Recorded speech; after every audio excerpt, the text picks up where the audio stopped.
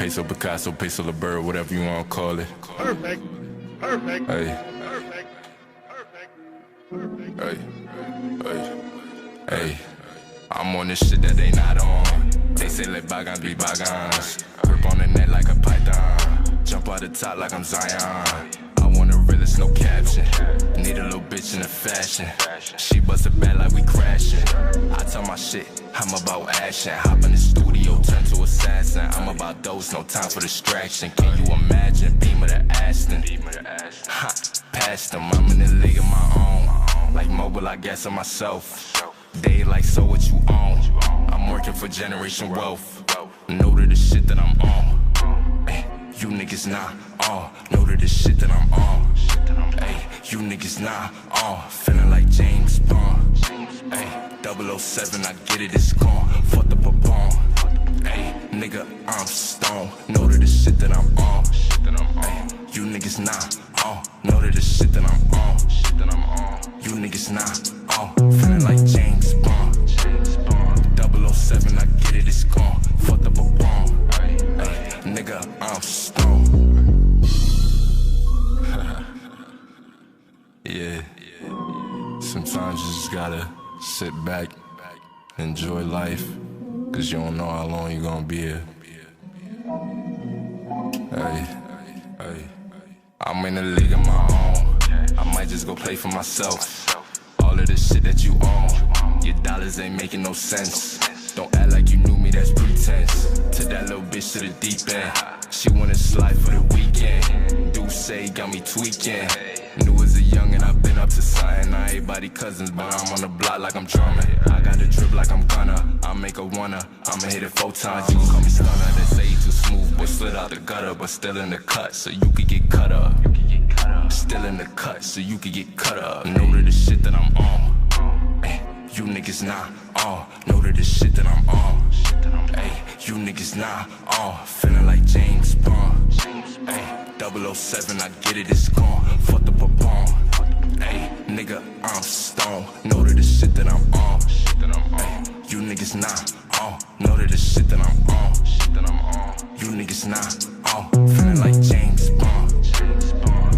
007, I get it, it's gone. Fuck the papon. Ay, nigga, I'm stone.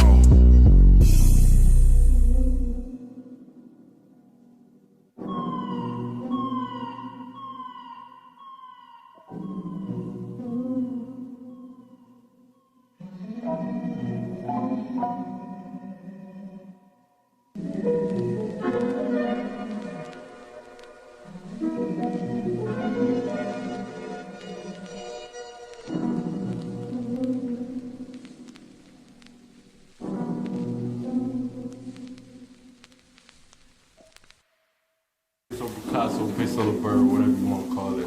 I sick of class, started making classics.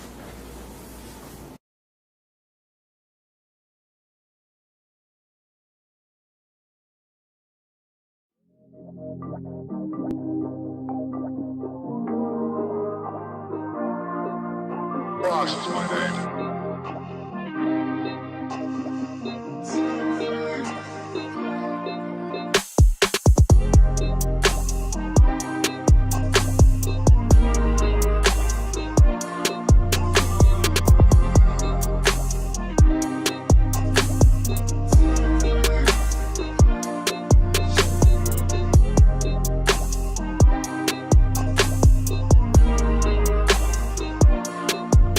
Ross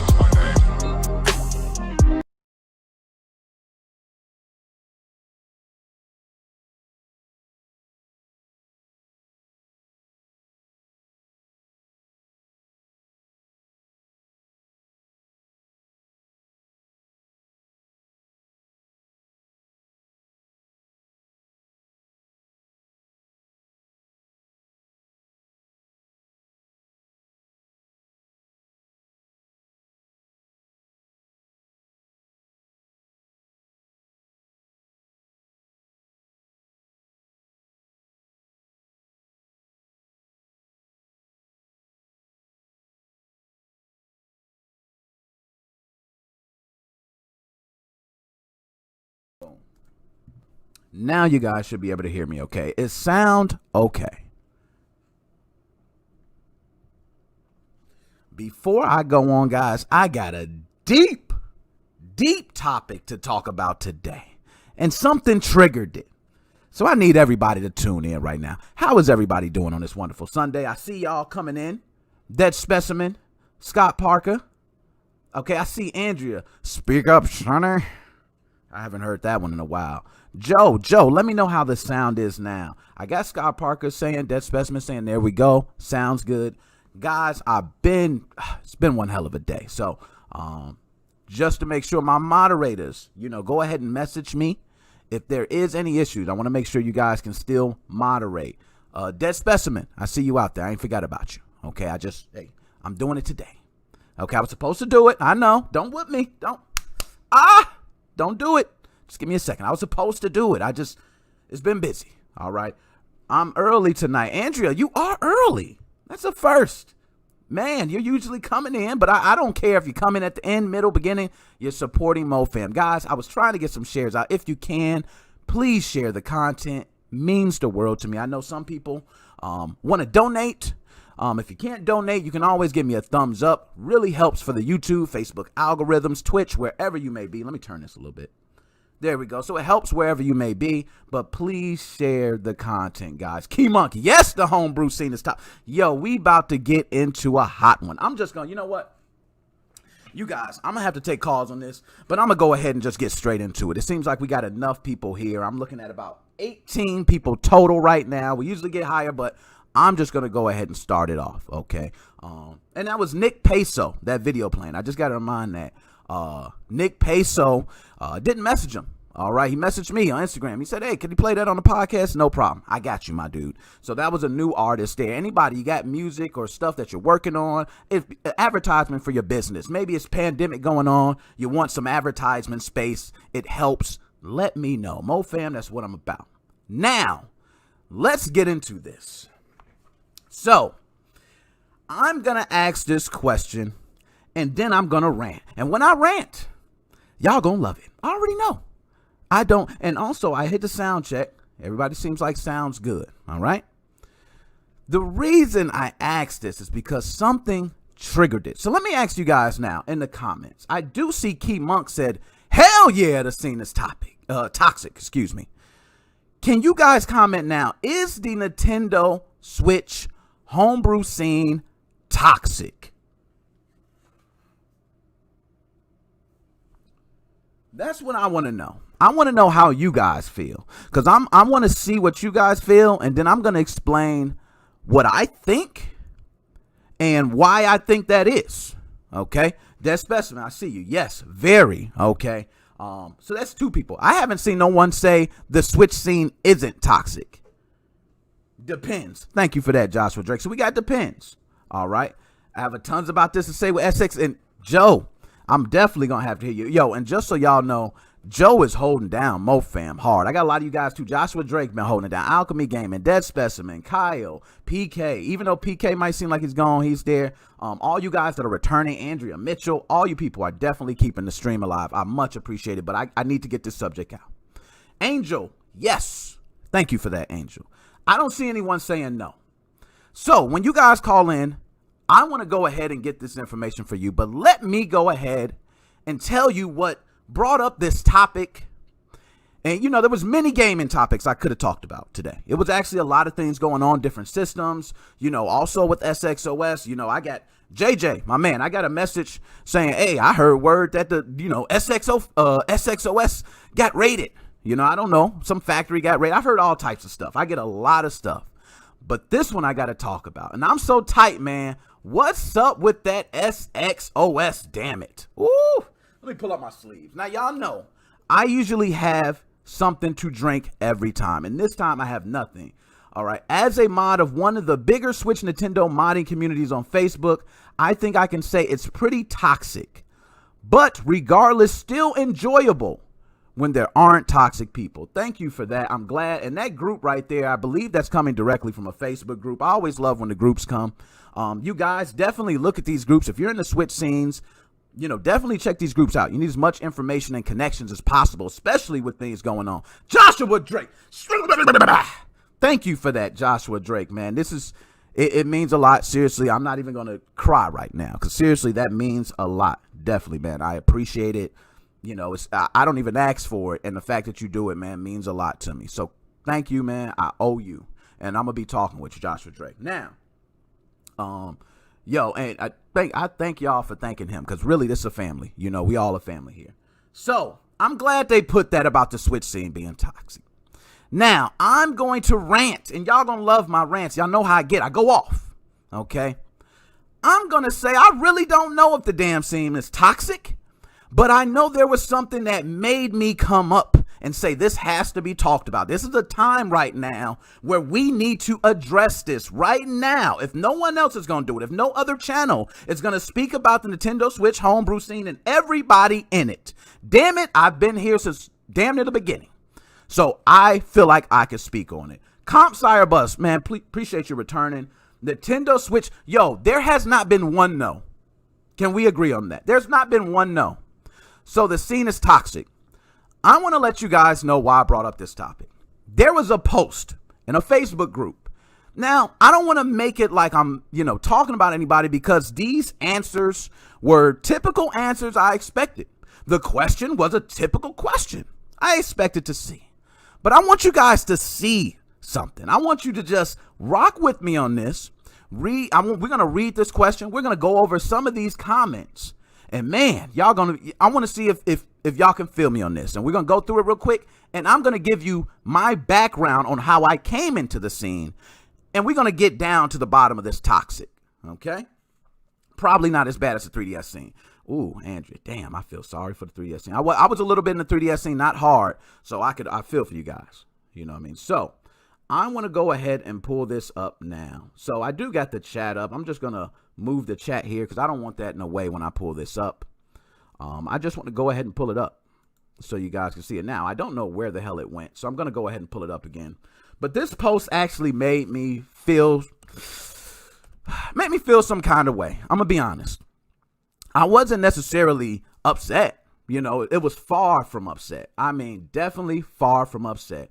I wasn't even the slightest bit mad, to be honest. It was expected.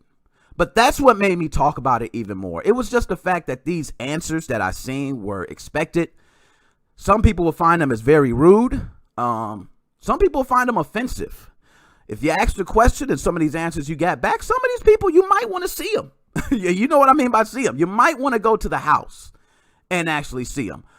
So I'm going to go ahead and go over. And I don't want to do too much talking without pulling it up here. I do know the group that I actually love. One of my top groups. There's some admins there I love too, by the way. And there's a lot of groups out there. And I thank you guys for commenting and watching the content because all we're trying to do is pass information along. Okay.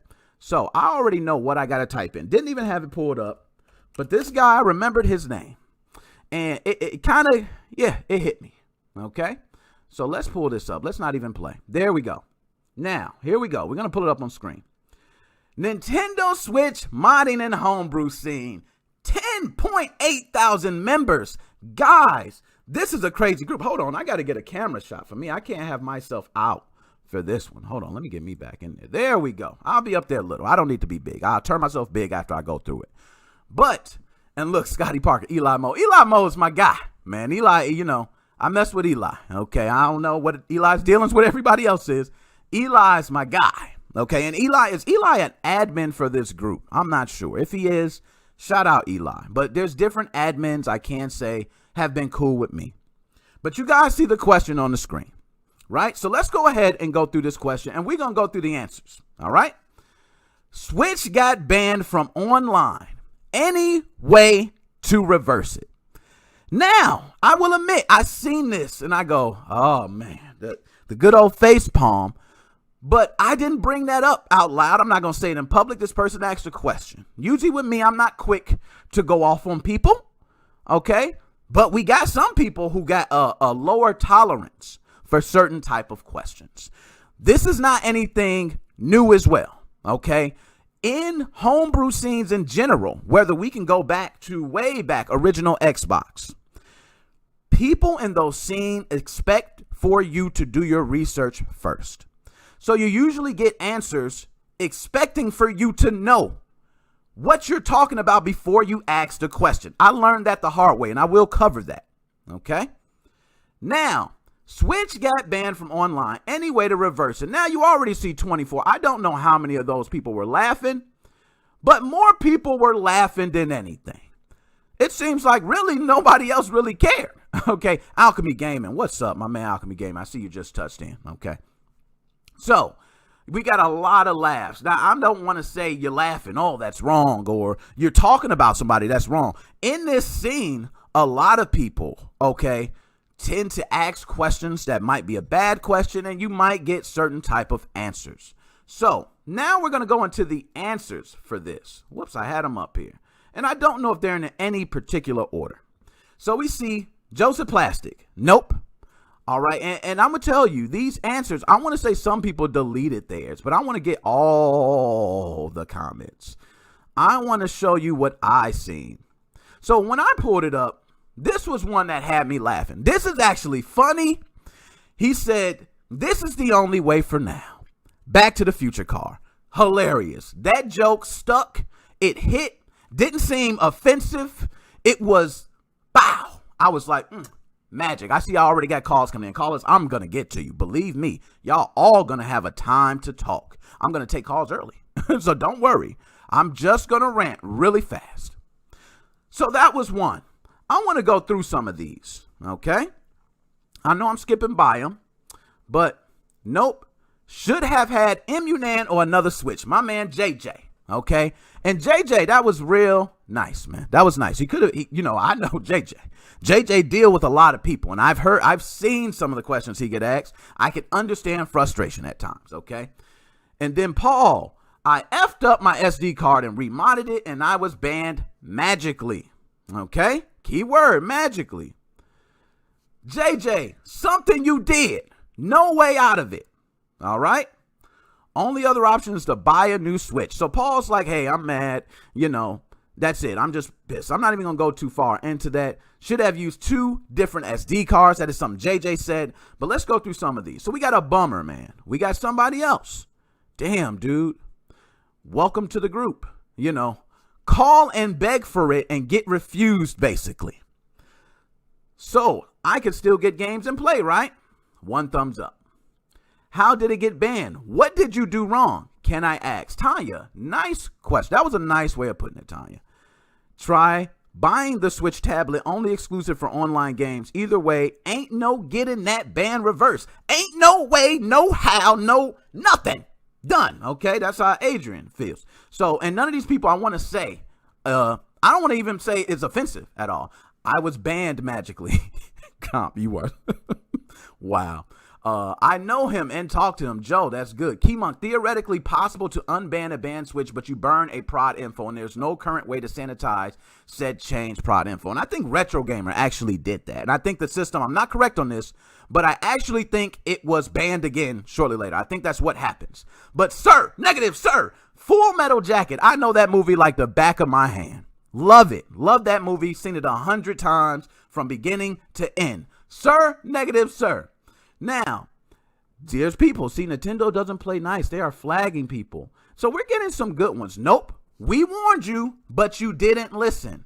Angelo. Okay. Look, oof. Retro Gamer.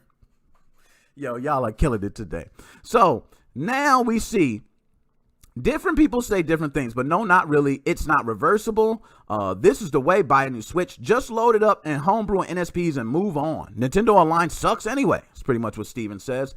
Welcome to the team. That's how I felt. I felt like welcome to the team, man. I've been banned a long time. Welcome to the band club. Eli Mo says. Now, Eli, some people say Eli used to block messages. Eli, I don't know. Okay. Eli's been cool with me. Like I said, I can't speak for everyone else's story. Okay. But, bro, I found these when I did a Facebook market search in your area. So we had somebody even go to the point of going to a market search in his area to find these. Bam. He says, bro, I found this in your area. Go get you a new Switch and stop the crying. My man Jesse. Okay. My man Jesse said, stop it. I don't want to hear it. Okay. Now, Jeff Flores, once you go piracy, there is no way out. You either choose one. I like that. Write an apology letter to Nintendo saying you will never do it again. Michael, there is a way to buy a new one. Me worrying about a band. Now look, it's not done. It's still more. Stop going online when you have a mod. Jesus, why are people so dumb? This is what he said. Okay. Now he says, I didn't go online. No need for you to be rude. So Paul comes back. Paul says, hey man, there's no need for that. Chill out. I'm just trying to ask a question. So then he comes back. You did. How else would you be banned? By a miracle? Okay. So I'm not, and you know what? This is humorous to me, but I'm going to go, believe me, guys, I'm going to really touch home today. So then he says, bro, I know what I'm doing. I've been on this modded Switch for over 2 years. I didn't go online. Duh, but don't be rude. Now, a lot of people already have written him off, and I'm going to tell Paul why. Paul, if you're listening. And they're saying that because based on certain answers you gave, they feel as though you're stating things that you do not know. And a lot of times when you state things in a certain light, people automatically know. Nope, that's not the case. In other words, how did Nintendo communicate with your system? Through magic, right? A lot of people are sitting there right now and going, how is that? It's not even a question. Okay. Look, Nintendo found you hiding then. All right. So, bro, I know what I'm doing. Look at all the laughs. Okay. It was one laugh. It wasn't bad. It was more thumbs up, but they was like, hey, that was a nice one. Can you undo a ban? And there's more laughters and thumbs up, just kind of seconding that. He says, yes, it was a simple question. I know on other console bans, it can be reversed with the right method. Hashtag you should have been swallowed. Wow. This went dark really quick. So imagine me. I'm just going through, scrolling down. And all I see is hashtag you should have been swallowed. So now I got to finish reading. You know me. I'm like, ooh, this is getting good. So then he says, I've been online modded my Switch 24/7 for almost 2 years, and I haven't been banned. Okay? Yeah, bam, just letting you know. Hey, I ain't been banned. So there goes the other guy. I think it's Simo. Not sure to pronounce it, but Simo says, you are our hero. I agree. He is our hero. And then he comes back to Paul and says, you should have been effed by 3 gorillas. Dummy. Okay? Now, someone else says, people are being rude because you're being ignorant. The Switch has to communicate with Nintendo servers. All right?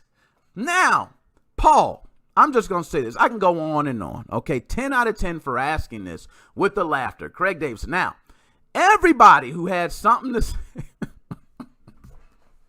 Yo, I didn't even see that one. That was funny. No. Okay. So I'm going to pull me back up on big screen. It's enough. I'm not here to either say anyone should say anything or nothing. But this is the reason I wanted to bring this up. I'm going to talk about a personal thing with me. And this is something I've never told anyone. I'm hoping you guys can help me because I'm looking for someone. Actually, when I came up with this topic, I thought of him. He was the first person I thought about. This topic came naturally. I don't even have any notes in front of me. I don't have anything. This is coming straight from the heart, all facts, directly from me. All right. Do we know if he's even banned? Yo, Starbucks, we don't. We only can take his word. He might not even be banned. He might just got us to, say a bunch of questions. Might be that toxic. Who knows? But let's just say he's telling the truth. I'm not sure why he would lie, but he was banned. So he asked a question. That question, I'm not going to lie, at this time, with as much as we know already in the scene, the question was already answered before he asked it. Okay? So he asked a question that he possibly could have gotten the answer to. But I'm going to tell you guys a story about me.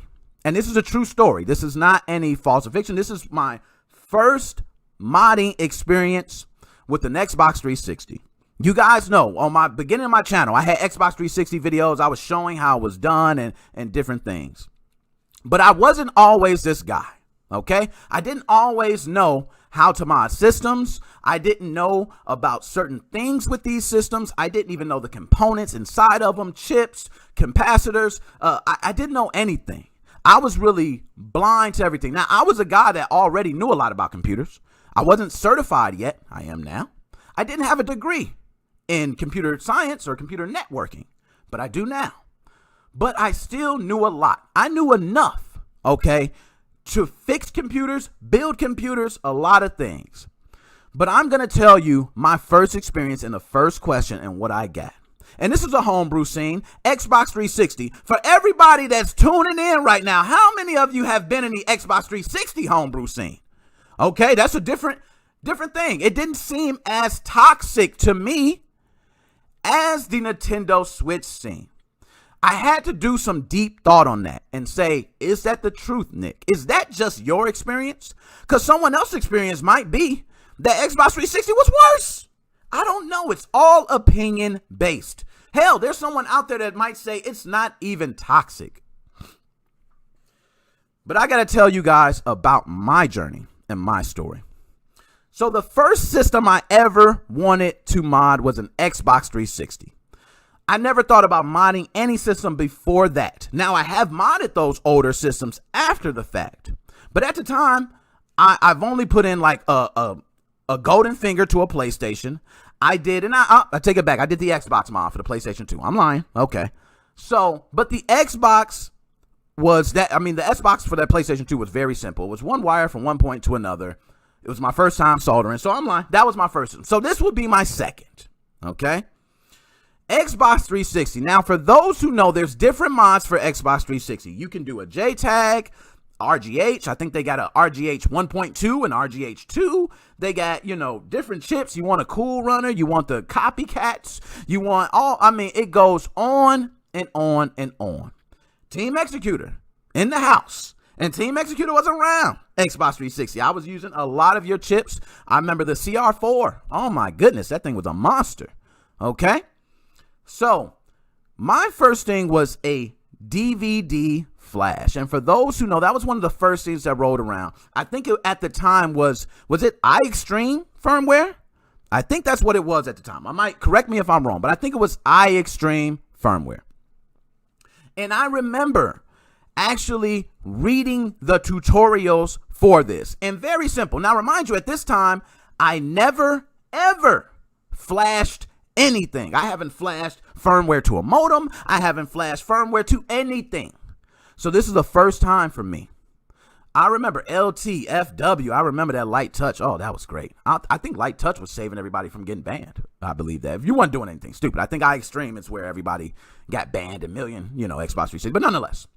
So I was wondering, can I do this? I read the guide. I said, you know what? I can do anything I put my mind to. Because I'm smart enough, right? That's what a lot of us say from the beginning. We're all not geniuses. We all don't know it all. We all start somewhere. So I remember, and thank you guys, already 100 messages today, very quickly. Thank you guys for being active. That really helps. So I remember reading this tutorial. Now, the tutorial is very simple. Take apart your Xbox 360. Very easy. There was everything for it. Now, I'm just going to paint you guys, for all the young ones out there. This is a different time. Everything was not a tutorial video. Everything was not the click of a download right under the description of the YouTube video. It was not simple. A lot of things were hidden behind walls to keep things from hitting the public so hard. MMA Junkie, see you. Crank, see you. Thank you for tuning in. Appreciate that. So it was rough. Okay, you had to really search for information. I remember me reading this guide, and I took my Xbox 360 apart. Now, for those who know about this, you know the different types of drives. What's the Hitachi drive, the BenQ drives, the Samsung drives, and there's one I'm leaving out. Okay, I want to say the light-on drives. Okay, those came later. But the first thing I did was open my system. And the moment I opened my system, I seen I had a Hitachi drive. There was a guide that I think Team Executor already made. Okay, they made it.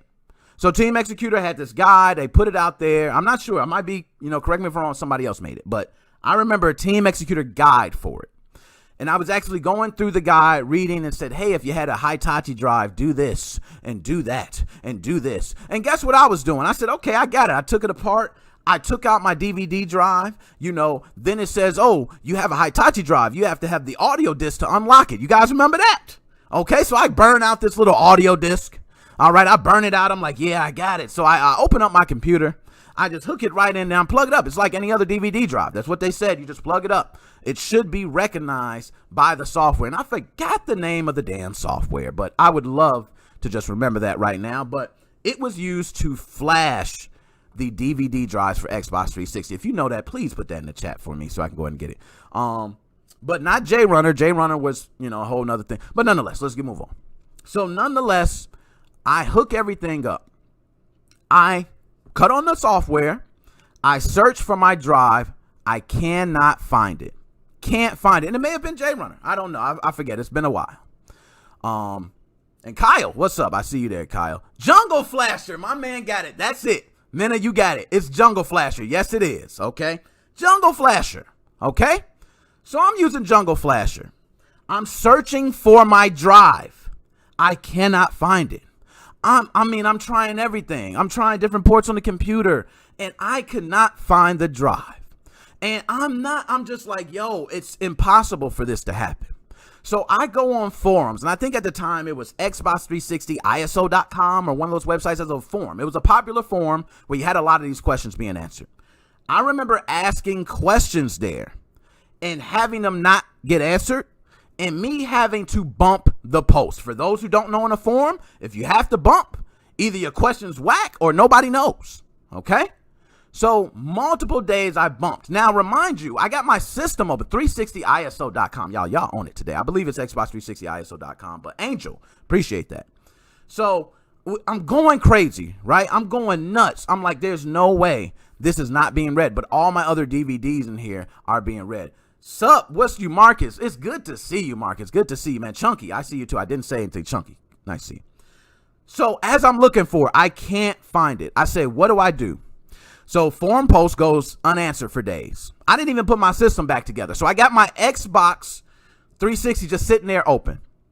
So I went ahead and went to a thing which all you guys are probably familiar with who were in the Xbox 360 scenes, which is IRC chat. I think the program I actually used was MIRC. Okay? So you had to know what the channel was, the name of the group, all that jazz. I forgot. It's been a long time. But I remember Commodore Forever. Oh, Key Monk. Yo, Key Monk, you took me back with that. Oh, do I remember Commodore Forever? But let's, I'm going to get back. So nonetheless, I go to the IRC chat. I remember coming into that IRC chat for the first time. Excuse me. I seen a lot of people there. The room was damn near filled. It was like 60-something people you can see in this list. Now, me not knowing anything, you know what I think? I'm used to the AOL chat days where you could just get on AOL, welcome, you've got mail, and you could just search, hey, I want to find people from 18 to 24 in Teaneck, New Jersey, all females, light me up. And they did it. They gave you all the information. It was like no privacy then. Okay? IRC, I'm taking it there, Crank. So I'm in this IRC chat, and I see people talking. They're talking this lingo. I understand some of it, but I don't understand a lot of it. So I come in there and ask the question.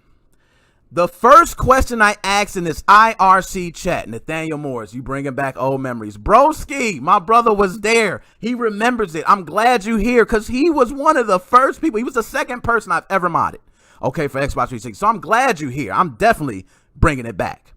So I remember going in there. My first question asked was, how can I get my Hitachi DVD drive recognized on my PC?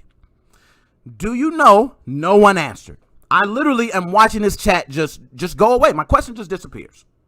So I'm like, oh, they don't see my question. So let me go ahead and do it again. Put it again. What do you think happened? Yep, goes unanswered.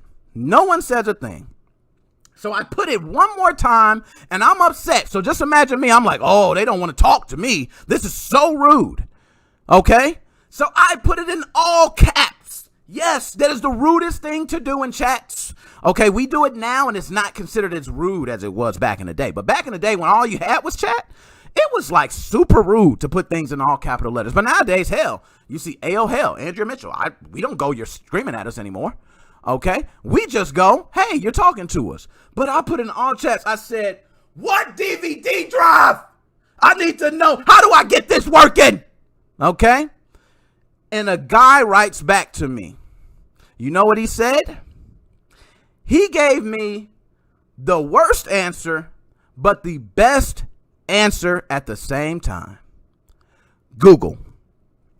That was it. MF Doom. Rest in peace, MF Doom. Oh my gosh. Alchemy Gaming. Thank you for that. I can't believe that. Yo, do you remember AO Hell? I do not remember AO Hell. Now, I got a lot of people, and I'm going to mention one person. I want you guys to tell me. I'm going to get to that. So, he says Google. Don't remember the guy. So, I respond back. I've searched Google. It's not there. I can't find it. Now, that makes me think of Paul that we just went over. Because, lo and behold, guess what the next thing he posted in that chat? He posted a link. But it's not just a regular link. It's a Google search results link. And guess what the first thing is on there? Exactly what I need. So, he showed me that he got the answer from Google after I told him that, no, I searched Google. I know it. I did it already. So I look like the dumbass right now. So what else can I say? You know, I look at that. I go read it. I get the information.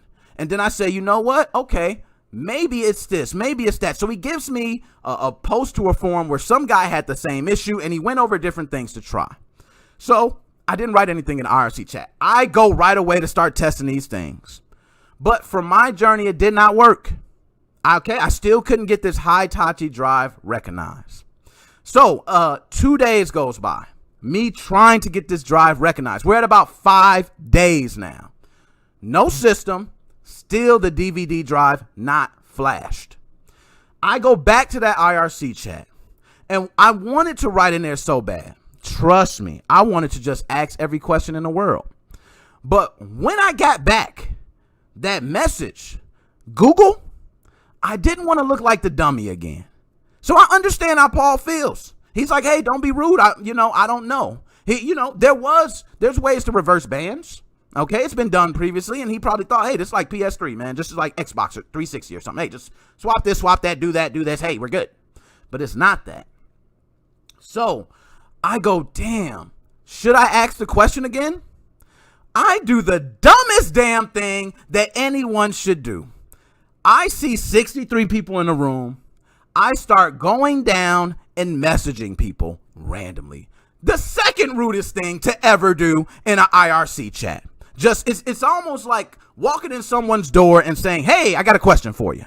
You know what I mean? So I'm just doing the worst stuff. I'm going down. No one's responding. I'm getting some people to say, hey, leave me the hell alone. That's rude. And I'm getting people to say, don't message me. Some people just putting back, shut up or leave me alone or all types of things.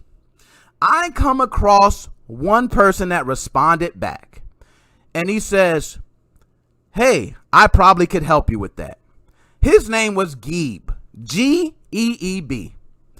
Geeb is someone that, as I tell the rest of the story, you're going to understand where I'm going with it. But Geeb says, I could help you with that. Now, remind you, I've been dissed by everybody. I've been on the forum. That post still was not answered, by the way. I've been feeling like I just not going to do it. Geeb says, I can help you with that. So Geeb says, let me ask you a couple questions. He asked me a couple questions, and by the end of it, he says, you know what? I believe you have an incompatible chipset. It's not even recognizing your drive at all. Do you have another PC to test? I said, you know what? I'm going to go ahead and go to my mom's house and try on that computer. Okay? So I go to my mom. Oh, I remember Geeb. Yo, if anybody could put me to Geeb, please. I don't care if you got a damn email or anything for Geeb. Okay? I need to get in touch with Geeb immediately. I don't care if he changed his name. He had a website with files. Geeb was the man for me. Okay? But nonetheless. So I go to my mom's house. I hook it up, and what the hell do you know? Immediately, I see the drive. Beautiful. So I had somebody answer that question for me, and immediately I was able to get the answer I needed, and now I made it a step further. But I'm not done. Hell no, I didn't get the drive flash. It's a Hitachi drive. Anybody know that was the worst drive? It was such a headache. Like, why the hell do you need an audio CD? Okay, so I go through, I'm struggling. I'm trying my damn hardest. I now see the drive, but for some reason, I cannot unlock the drive. So, and of course, I'm trying to read, right? It doesn't work. I need to unlock the drive. He's been telling me I need to unlock the drive. So, Geeb says, hey, man, you know what? I want you to download this. I think it was some VNC software that he had me download, all right? And I downloaded it. It was the first time I had someone remote into my computer. Geeb actually spent the time to remote into my computer, took a look at my Jungle Flasher, and he told me what to do. He said, put the disc in, go ahead. He clicks the button. I'm watching it do everything. So I'm like, yo, this is so amazing to me. And all of a sudden, I'm thinking we got it, and no, we don't. So Geeb says it must be something with your disc. It's something you're doing, because I'm telling you this should work. Now, I'm going to tell you how ignorant I was. I didn't even know. Okay, I was like, nah, Geeb's got to be wrong. I'm saying Geeb has got to be wrong. Who the hell am I to say that? I couldn't even tell you I had a damn compatible chipset or not. But I was thinking Geeb's wrong. Geeb, I follow what you said. I did everything, but you're wrong. Geeb is lurking in your computer. He never left. Oh, thanks, Andrea Mitchell. I would hope Geeb is listening right now, because if he is, Geeb can have full control of this shit. Okay? Excuse my French. But anyways, so as I'm sitting here like Geeb's wrong, I say to Geeb, I don't know what else I can do, man. I'm done, Geeb. You tried everything. You at least got me to recognize it. I'll give it another day. I'll keep trying. Geeb says, do you want to send the drive to me? I'll do it for you. Now, remind you, this is kind of weird. So Geeb was the one who made Hitachi Oh my God. Yo, this is coming full circle for me. Y'all got to stop. Y'all going to make me cry, man. Geeb was, oh my goodness. I didn't know Geeb was that deep. Okay. But nonetheless. So, and that's why I said Geeb. I don't know if that's how you pronounce it. I pronounce it like that. Geeb is correct. Geeb. Okay. Is what I call it. So nonetheless, Geeb says, do you want to send it to me? I'll do it for you. And he says, don't feel bad, because those Hitachi drives are really hard for some people. Some people just can't do them. He said, if you had a Samsung or a BenQ drive, it'll been a lot easier, right? So all the probes. Oh my goodness, light on, I'm telling you. So I said, you know what, Geeb? I've been working with you for about 2 days. No, yeah, it was about 2 days, a day and a half, something like that. I'm going to send this drive to you, Geeb. Just please do not steal my drive. Like, please. You know what I mean? What is an Xbox 360 with no DVD drive? Now it could be something. But at the time, it was like, oh my goodness, a firmware for the Hitachi. Okay, all right, that's nice. Damn, that was nice. So I'm just so like, you know what, Geeb? I'm going to send it to you. Now, my brother, you seen there, Nathaniel, Nate Mo was here. He was there when I sent it to Geeb. He was like, you gonna send your drive? Man, he might steal your stuff, man. You better watch out. So I'm like, nah, you know what? I've been working with Geeb. I heard about him. People was talking about him. Hey, he's good. I'm gonna go ahead and send it. If I lose it, oh well. Hell, I can't get it anyway. So I send it to Geeb. Overnight, I pay for overnight shipping to Geeb, and inside of there was a label for him to send it back overnight, right? So Geeb sitting here, he's like, hey, when I get it, I'll do it, and I'll let you know when it's finished. I'll send it out. I said, okay. You know how that is. Everybody who's been here who has sent something off to someone where they could possibly just take it, you don't get it back, you're sweating bullets. So I'm sweating bullets. I'm like, yo, and that's my brother. He's just laughing. He's like, man, he ain't respond back yet.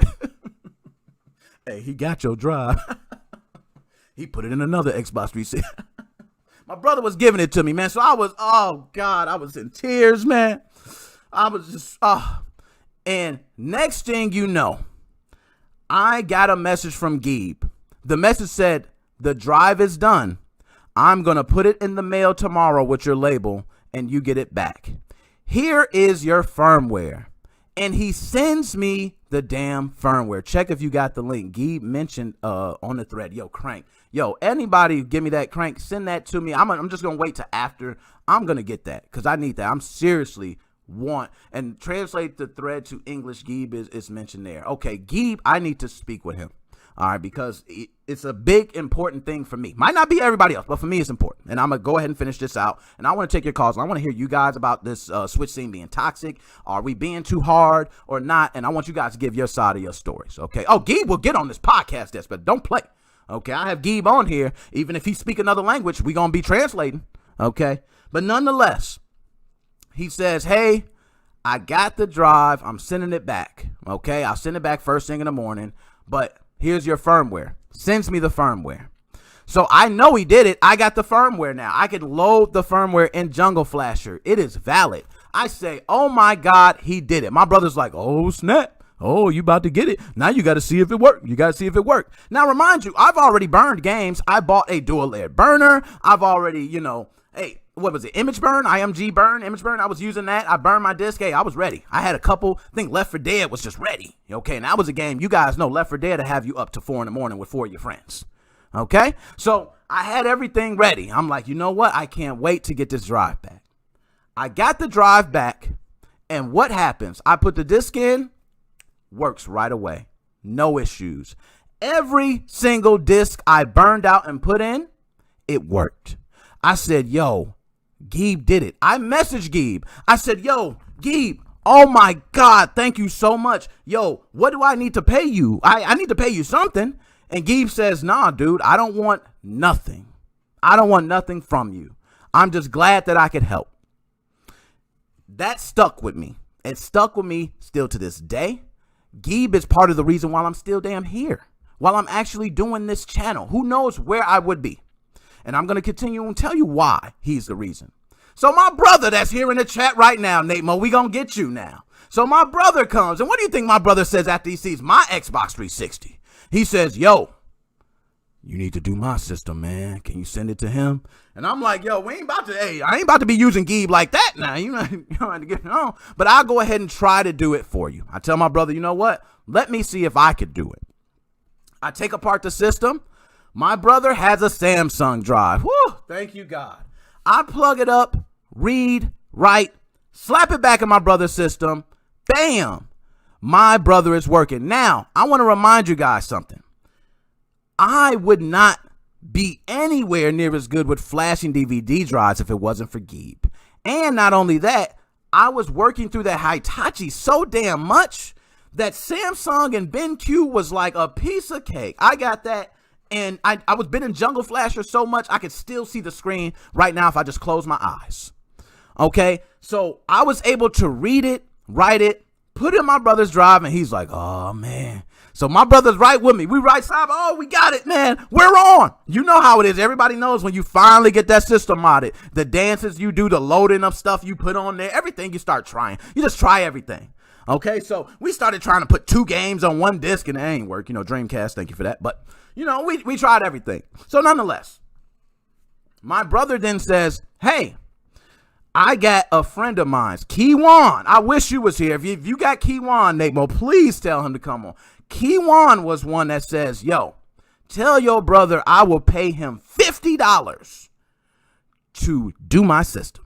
It was actually the first job I ever had for modding in my life. I never, ever thought I would make $1 from it. I did it for my brother free of charge. I would have did it for anyone free of charge. That's how curious I was to learn how to do it. So Keywan comes over. He opens up his system already, okay? Because he watched the videos of how to open it. But he's like, yo, I can't do the modding. You're going to have to do that. So he gives me the DVD drive. Piece of cake. I was able to do it. Now, remind you, I also remember people used to call Geeb GB. Okay, good. Okay, it might be GB. Okay, I got to take that. Thank you. So I come across later on, I do Keywan's system, $50. Okay, and now people are starting, I'm thinking, hey, this is a business. Okay, I need to be doing this for everybody. I need money. Okay, so that's how I was. So I was putting up Craigslist ads, and my phone was blowing off the hook. I had so many people that wanted their system done, I couldn't keep up. And what happened? I ran into another Hitachi drive. And who do you guys think I speak with? Yes, Geeb. Now, this time I tell Geeb, you know what, Geeb? Something's going on, man, because I've been able to do all these other ones. But why the hell haven't I been able to do these Hitachi drives. And you know what he says? He says, yo, you know what? I'm going to send you a file. He sends me over the audio unlock file for the disc. He says, use image burn that to a CD. What kind of CDs you got? I think they were Memorex CDs. He said, yo, use the Memorex. Bust out the Memorex, put it in, burn it out. Bam, unlocked. Was able to do it with no issue. Now, Light On drives came later, and yes, I didn't need Geeb's help for Light On.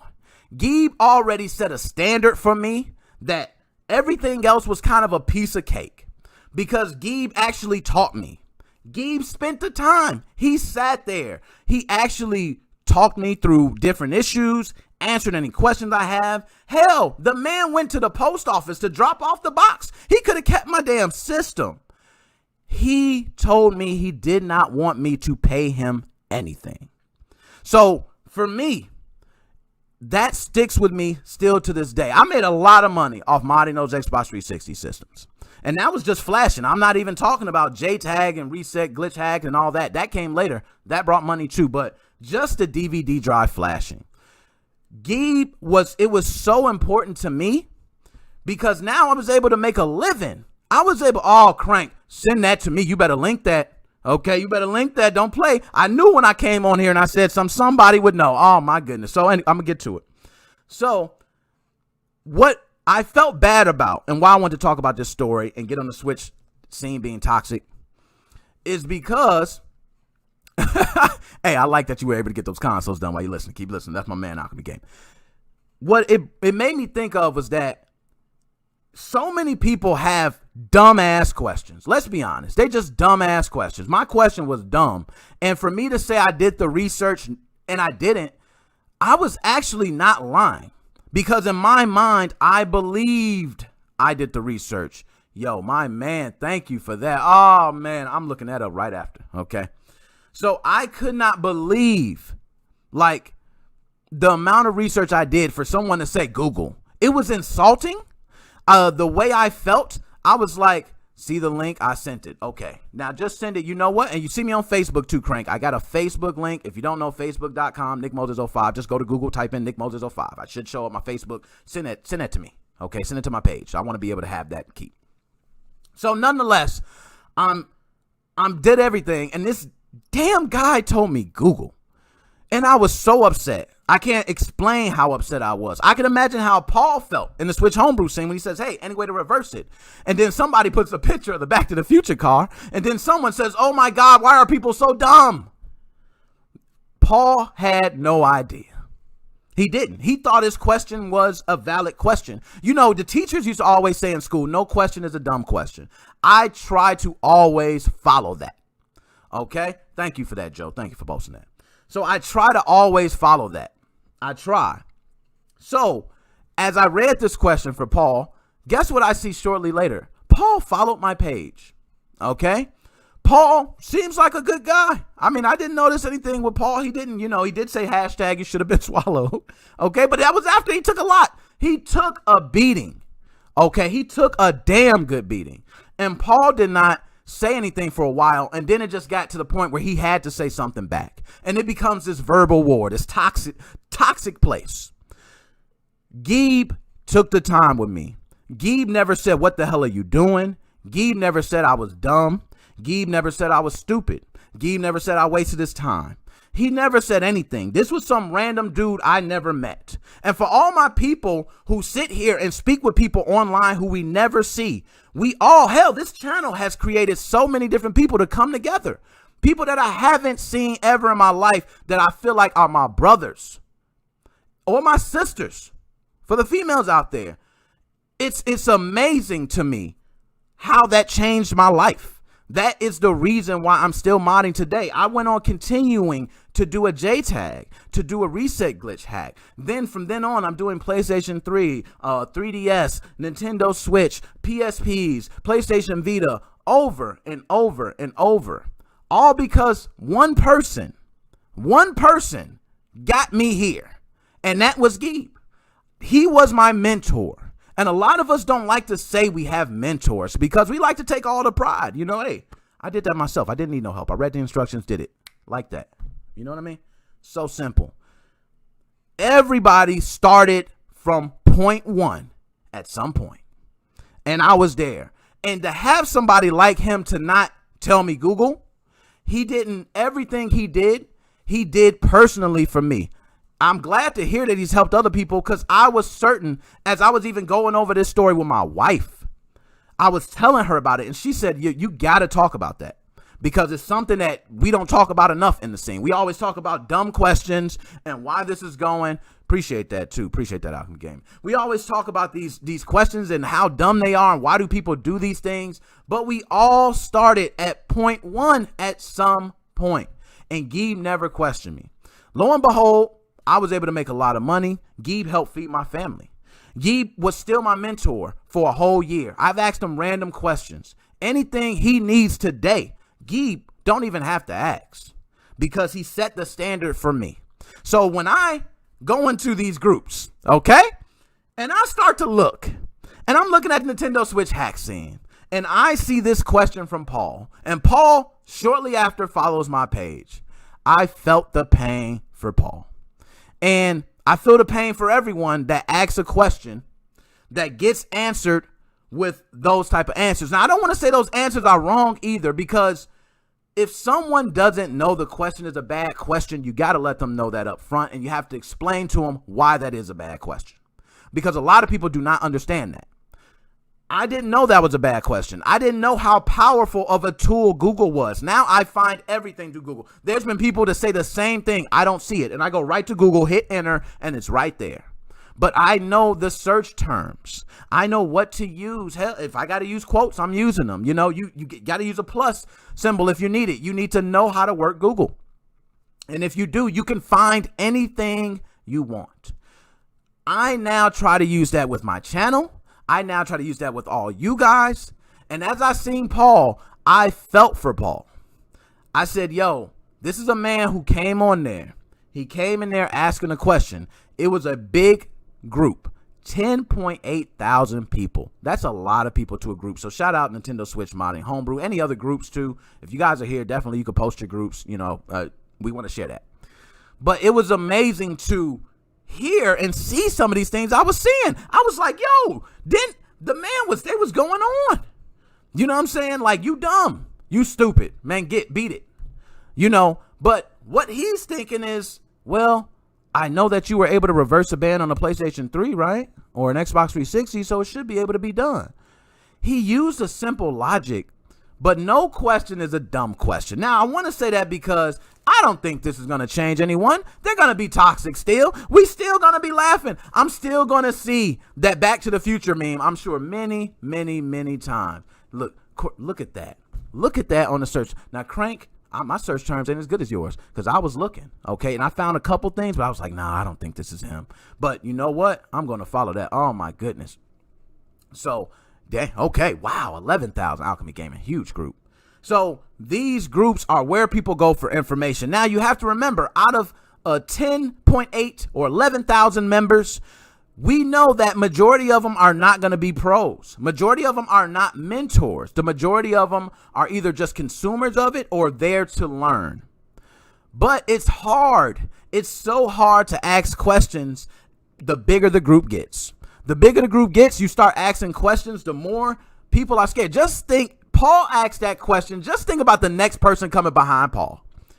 Who wants to ask a question after that? Nobody. They roasted him. So I don't even know if my question is a good question. Now, I want to say to all those people, if you're wondering, should you ask a question, first thing you do is type that question in Google. That's going to be the first thing. If you're not doing that, you got to do that. You got to type it in Google, because what people want to see, and what I learned from the IRC chats as I got in good with them, okay, and I'm talking in the chats with them, I found out that all they want to see is that you tried to find the information. They hate being, spoon-fed. They hate when you want to be spoon-fed, because that's a big thing. A lot of people want to be spoon-fed. They don't want to do the work, and that happens more often than not.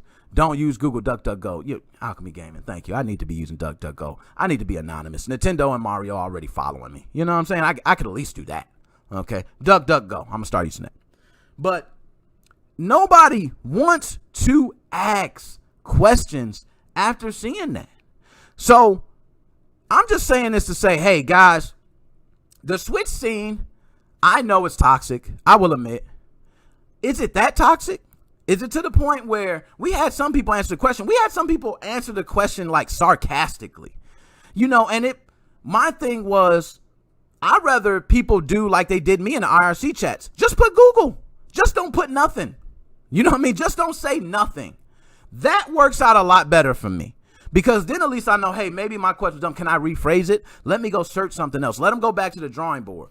But one thing we do is a lot of times we shoot down people for questions. I'm one that I have a customer service job. I speak to people all day and I'm working on computers all day. And yes, we have some of the simplest issues. I go look at your OS and I see it's not even supported. You don't even have a license. Okay, you're running like software for your company worth millions of dollars and you don't even have a licensed OS. No, I don't care. You know what I mean? But I don't say that to them. And I let them know, unfortunately, I took a look at your product information and it looks like that your operating system is not supported. You may want to go ahead and speak with someone, maybe your IT, to make sure that's supported. You know what I'm saying? Oh, that was great. Andrea, you killing today. India call centers be, woo, they packed. Okay, from what I hear, they working. Yeah, you know what, okay? And you see Alchemy Gaming questions almost always get answered on Discord, but sometimes people get really butthurt over some reactions. And I will agree with you on that. Some people, and that's why I say with Paul in this case, the reason I brought this up, because Paul actually didn't jump to he could have started off and said, hashtag all you get swallowed. You know what I mean? All of you should have been swallowed, but he didn't do that. He said, hey, you don't have to be rude. It was just a question. Then he says, hey, it was done in the past. It was a question. But you get some places where you ask a question and they go, do you even read? And it's like, damn, man, I'm just asking a question. Now, I've come to the point where a lot of times I don't want to ask a question. The reason being is because the amount of knowledge that I know, I should be able to find out everything. But the truth is, I'm not going to find out everything. I never will be. There's always probably going to be someone, I had to say probably, but there's always going to be somebody that's going to be smarter and knows more information than me. And I have to give credit to that person. I'm not going to discredit that person in any way, but the people who do not know information, I'm not going to discredit them either, because someday they may surpass me in knowledge. So I try to hold that and keep that at heart. My reason for speaking this is for everyone to, next time someone asks a question, if you can, and I know you might want to get it out there. If you want to throw a joke in, you can, but try to answer it the best you can, or even if you want to message them directly, because some people really don't know. I was that person at one point, and if I didn't have Geeb, I may have never even been here right now. He is my mentor. I told him that. I never had a mentor like him who just from the jump took my hand and spoon-fed me.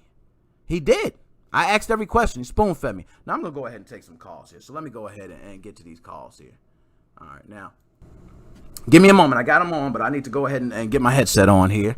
All right, so I want to hear you guys and some of your decisions on this, what you think about the scene, and a couple other things.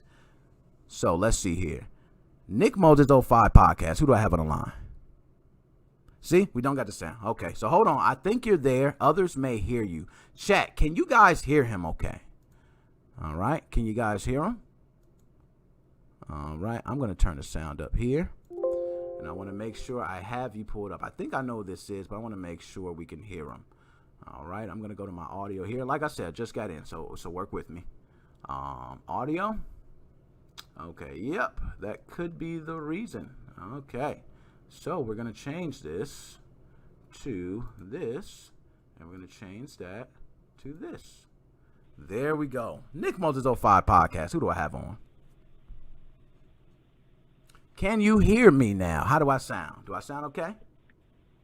Do I sound okay? Check, check, check. You know what? I got this. Now, caller on the line. Can you hear me okay? Yeah, I can hear you, Nick. All right, good. Joe, I already know who it is. Now, Joe, I usually am talking and I'm speaking through the headset. I'm not even going to go deal with that. I'm just glad you can hear me now. Joe, how are you doing today? I'm doing great. How are you doing? Man, I'm doing great. A wonderful topic. It was a topic I had to speak about because it was important to me. It was inspirational. It was something that has led me to be where I'm at today, to speak with anyone, to give any helping hand, to not try to, speak bad about anybody. The questions. Now, I sometimes might speak under my breath and go, but I wouldn't say that. I helped him out several times, actually. Nice to hear that. So, Joe, let me ask you, when you started modding, Joe, what was the first system you ever modded? And when you did that, did you need any help with that? Was there anyone, or was it something that you were able to do on your own where you didn't really need assistance? My first system that I modded was a PSP. Now, back in the day, YouTube was horrible. People would have like these crappy flip phones. They were taking videos. So I followed this guy's video on how to mod the system. I'm not going to lie. It took me 3 or 4 hours to get it up and running.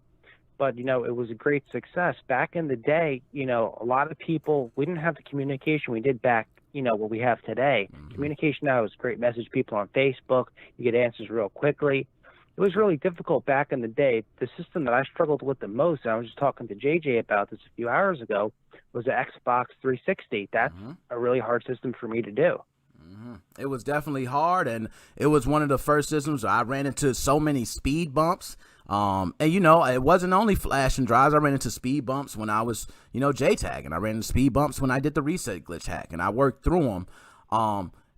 Do you think the Switch scene is toxic, Joe? Yes, it's the most toxic scene that's out there. I've never seen so much hate and bickering over, over a firmware. It's ridiculous. I said this a while ago back with the PS3. And everyone forgets about this. That premium jailbreak, I think Team Executor made it and sold it, that jailbreak for the PS3. Nobody was going through all this hate because I was on the PSX hacks. People talk about using this or using this firmware, using this. Not all this hatred. There was a little bit, but with now, I think SXOS and Atmosphere really caused a problem because one was paid and one was free. But at the end of the day, you get what you pay for. That's what it comes down to. And I like that. I like the way you broke that down because that was something I didn't even really think in depth. But you're right. I do remember when SXOS first was released, a lot of people were stating, hey, why are you paying? You can just wait for the free version. It's going to be released soon. It's going to be released soon. And it was already before, anything really hit the scene. There was already talks about, why are you going to pay for this when you're going to get it free? And I can see how that separated a lot of people. Now, Joe, I want to ask you about Paul. You mentioned you helped Paul about several different times. Did Paul mention anything about any of those comments or anything that he experienced? Well, yeah, he was telling me in a private message that, like, I can't believe that people act like this. I said, yeah.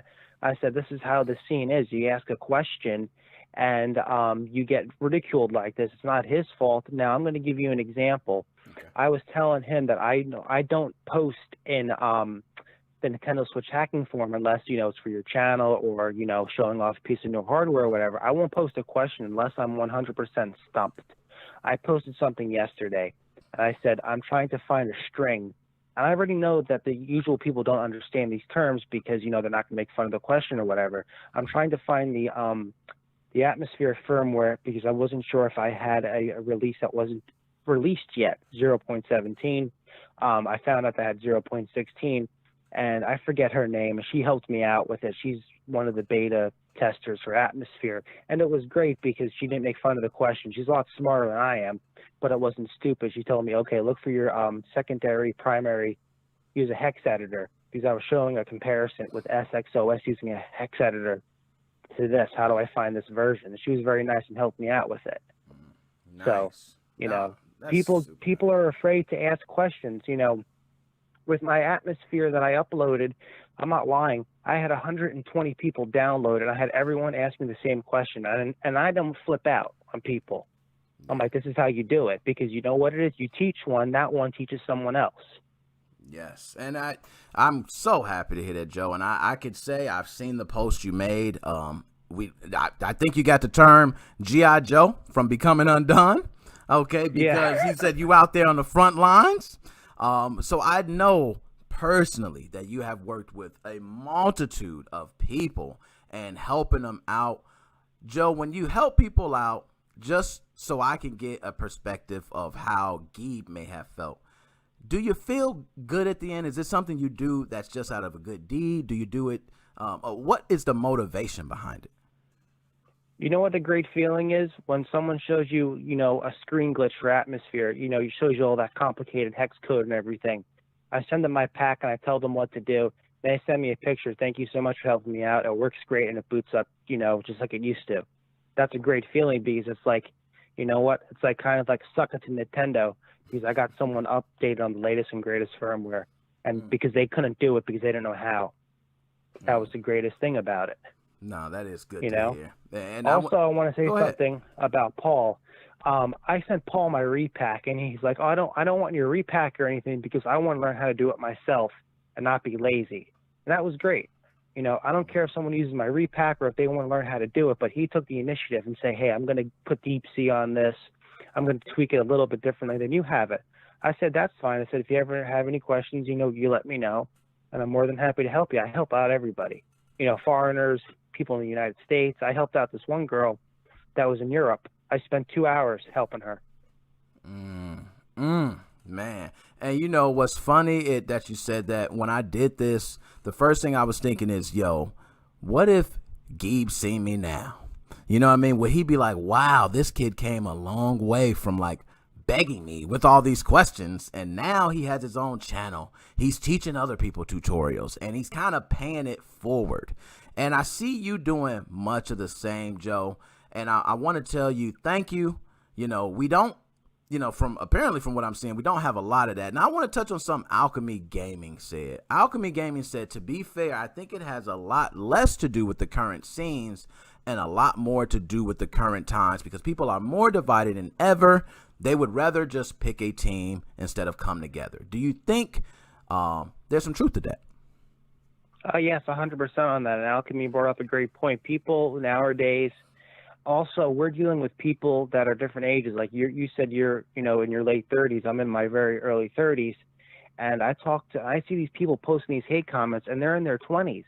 I'm like, this is not how the hacking scene works. We all work together. Because it's it's an unofficial scene. We all work together. Anonymous doesn't go after each other and say, "Oh, look how stupid you are because you did it this way when I do it this way." They work together. Team Executor is a team, as what JJ says, and they work together. It's called working together. Exactly. It's very divided. It's very divided. That is something I would agree with. I've experienced myself. I was one that Wii U Gold. He was like, "Hey, you could just post this in GBA temp for me." I'm like, "Oh, okay, hey, it's no problem." And I got flamed so hard. GBA temp let me know right away, "Hey, this is not the place for that. Post deleted." I mean, they called me everything, thief, it's virus written, and I really didn't have enough information to even tell them they were wrong. But no one even cared to hear me out. They didn't care if I knew or not. Yeah. Go ahead, Joe. And I saw a recent post on GBA that, this is kind of like a conspiracy theory. This is kind of like Dead Specimens territory. Sorry about that. Take it. 0.17 of Atmosphere supposedly was released in private, but no one's releasing it yet. So this guy posts in GBA temp. I saw this a couple days ago. He's like, "Oh, where's 0.17? Oh, it hasn't been made yet." So they're cursing at him. They're putting him down and everything. And the guy's asking, I just asked a question if 0.17 was out and if anybody had it that was released in private, can I please have it for my Switch? And they're going on and on and on about it. It's like, he asked one question. He's not, he didn't kill anybody. Yeah, it's ridiculous. It is. And that's what I seen when I seen Paul. And I mean, the amount of comments on that post, it was amazing. It was one sentence. I want to say, "I got banned, any way to reverse that." It had about 90 different, answers it said, and everyone had something to say about it. But a lot of those were not direct answers to the question. As you could just say, "Hey, it's not possible." Yeah, it was like a lot of hate. They were being sarcastic. And, I mean, I just couldn't believe it, Joe. Yeah, it was stupid because here's the deal. A couple of weeks ago, I posted, I just posted. Then one of my friends bumped up, who's an admin, bumped it up. Atmosphere, the latest build just got released, and that stayed on the top of the page, was trending for at least 2 days. His post was trending from all the negativity, and that's bullshit. It is. It's like someone asks a question. I understand it's a very simple, common question, But unless you've been in the scenes, I'm not putting anybody down or anything to ask a common question, because you know what? They ask a common question and you teach the person how to really, really do it, and they really become involved in the scenes. They might, branch out to be someone like me or someone like yourself that really gets into the scenes and starts helping out other people. Exactly. We all have to start somewhere with this shit. I started with the PSP, I agree. and now I pretty much do every system. I agree. And I want to send shout out to Gizmo, GG Games. I see you out there. Appreciate you guys tuning in. Now, Joe, one thing I want to speak on, and this is specific, I want to say for my man, JJ, who is somebody I know who has worked with a lot of people as well. Now, JJ is one that he works with other people. So let's say, and this might be, this might hit home with you as well. Works with somebody, hey, guess what? Everything's done, man. Okay, here you go. It's working. Someone who has no idea how to use it, they go, oh, it's not done. It's not working. Or you broke my system. That's what I've heard that before. You broke my system. It doesn't do this. And they really don't know what they got. Do you think that some of that may be at play when people answer questions and they kind of think of those people who say, hey, you're the reason my system's broke, when really that person doesn't know how to use the system? Do you think that might have any play in it? It has to do with the end user, not with, for instance, the installer like me or myself or like you. It has to do with them, because I had this happen to me before. The person said, oh, how do I update, offline with SXOS 11.0? It's not working. I said, watch the video. They're like, okay, well, I didn't watch the video. I watched a little bit of it. I'm like, watch the full video. Same thing with my atmosphere package. Oh, does it include this? I'm like, read the README. All the information's there of what you need to know. Oh, but does it include this? Then I'll say yes, but you really need to read the README and you see what you get with it. No. People don't read. They don't want to follow instructions. They just don't. They don't. Beautifully said. Now, and I'm glad you said that, because one thing I even did not mention was with Geeb, one thing he had me do was he had me watch a 30-minute video on YouTube, and it was some guy that was speaking from Microsoft. He was explaining all the vulnerabilities of the original Xbox and how they patched them all up in the Xbox 360. It was the first time I learned about eFuses, and I found out that, they're able to tell, what firmware you're running by blowing certain eFuses, and it became real technical. But without that video, I would have never known what an eFuse was. I would have had no idea. But he gave me, it was like giving someone the book or giving someone the stuff and saying, hey, watch this. So I'm glad that you said that, because that is important too. You're right. It is also on the other end. They do have to go through and read through everything to make sure they understand. But Joe, man, I can't tell you how much I thank you for that. I've seen all the people you helped. I had people, I'm sure Paul appreciates it, where he can go to you instead of having to ask in the group. I'm not sure Paul will ever ask another question in the group again. I think that's done. After that one. I feel the same way about that too, because you know what?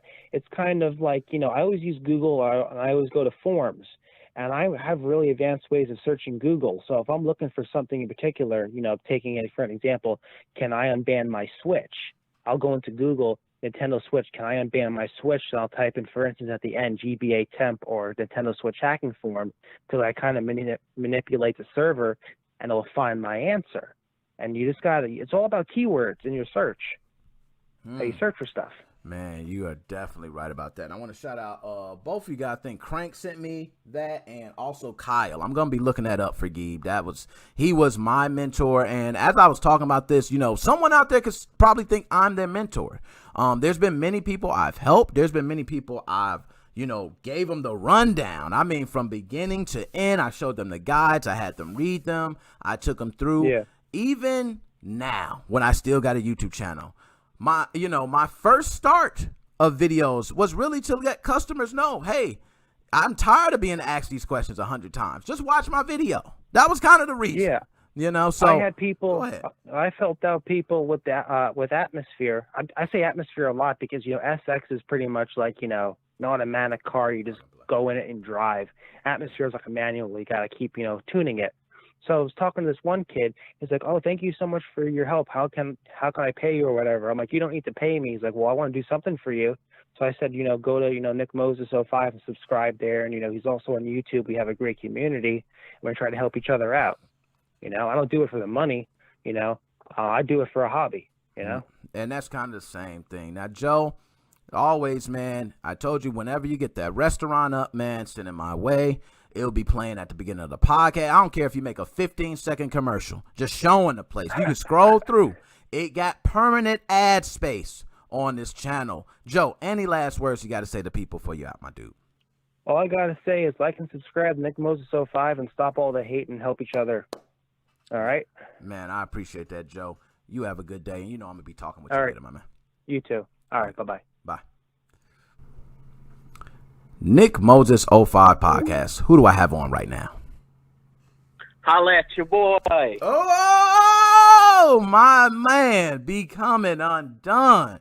Glad you can call in. I know you're going to have some good stuff to say about this. First, let me ask, how are you doing today? Oh man, it's great. I got me a little bit of Trump money.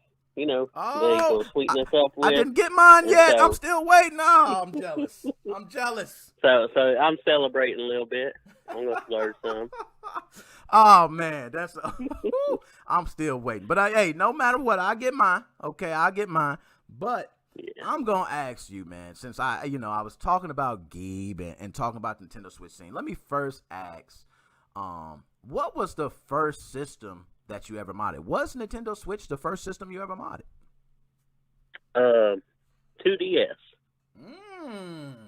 Nice. Okay. So with the 2DS, was there any trouble with it? Was the guy pretty straightforward? Was there anyone that you had to ask any questions to? I actually did not know there was like a community forums to go to for that. Okay. I Googled a ton of it, man. Looked up videos and see what pretty much corresponded with what, to see if it matched what the written guide did to the videos and stuff like that, and just kind of went from there. Yeah, I mean, it was kind of like going in blind, to be honest, and just hoping that I didn't screw nothing up. It was a software mod, basically. So nice. That's nice to hear. Glad that everything worked out with that. Now let me ask, do you think the Nintendo Switch scene is toxic? Yeah, I'm gonna say 95% of the time you're gonna find, and that's one thing I do not understand. I mean,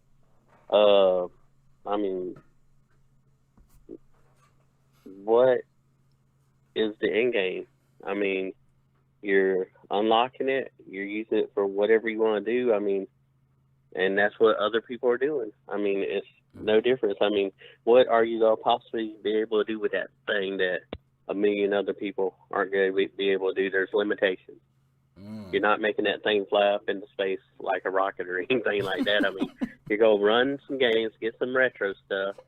Those that are pirating, yeah, they're going to pirate and, free up some extra little things and junk like that, I mean, that's the end game with it, No, I'm with you on that. Now, let me say, as I went over the story about Paul in this group, do you see things like that often where someone asks a question and they just get roasted off the face of the earth?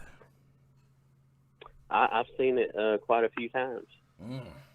Now, yeah. For Paul in this case, and he asked a question, he got roasted, do you think there's anything that Paul may have done in that situation to possibly get a better answer? Do you think there's anything he could have done?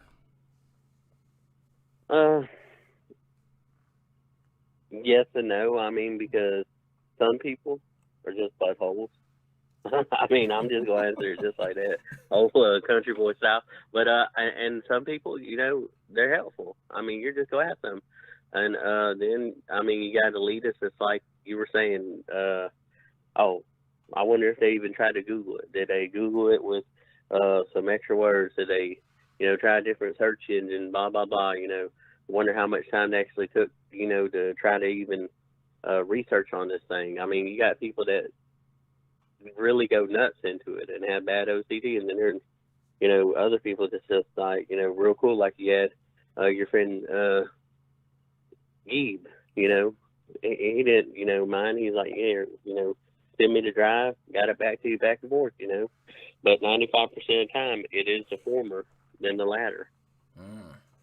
Nice. Now, let me say, do you think we will see any change in this? Do you think it's something specific to Nintendo Switch, or is this just, you know, like Alchemy Gaming mentioned earlier, is this just something we're seeing with the times now?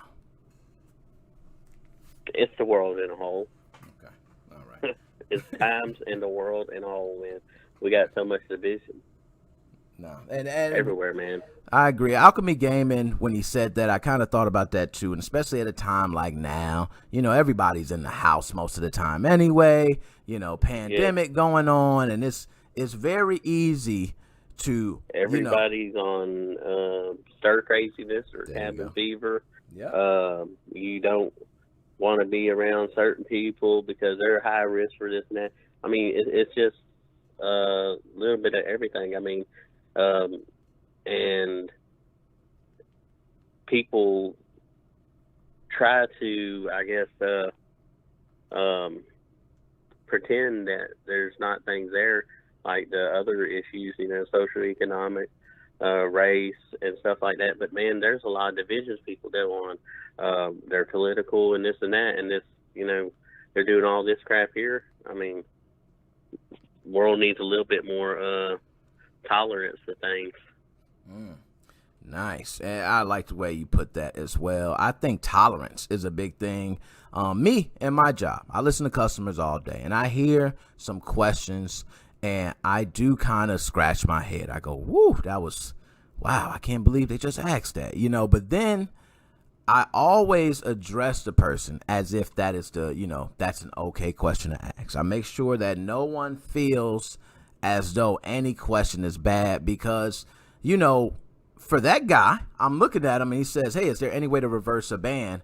You know, and there was some things he said to kind of put his foot in his mouth. He said, hey, bro, I know what I'm doing. You know, well, if you know what you're doing, you wouldn't ask the question. That's what some people would say. Then you say, hey, you know, I never went online. Where they say, hey, if you didn't get online, how did Nintendo, you know, ban your console? So there is certain things where people seeing that will just go, oh, gosh, I'm not going to waste my time. He has no idea. But if somebody would have just answered the question, let's say the first time, it wouldn't even matter what anybody put after that. I don't even think Paul would have had to respond to anybody. He would have put thank you to the first person, and he would have kept rolling. Do you think that these type of questions could be prevented?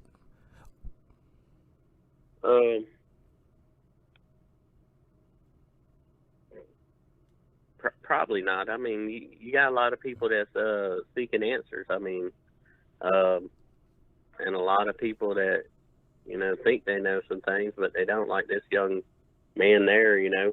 And to prevent the rest of the comments, I think somebody could have come around and kind of been like, hey,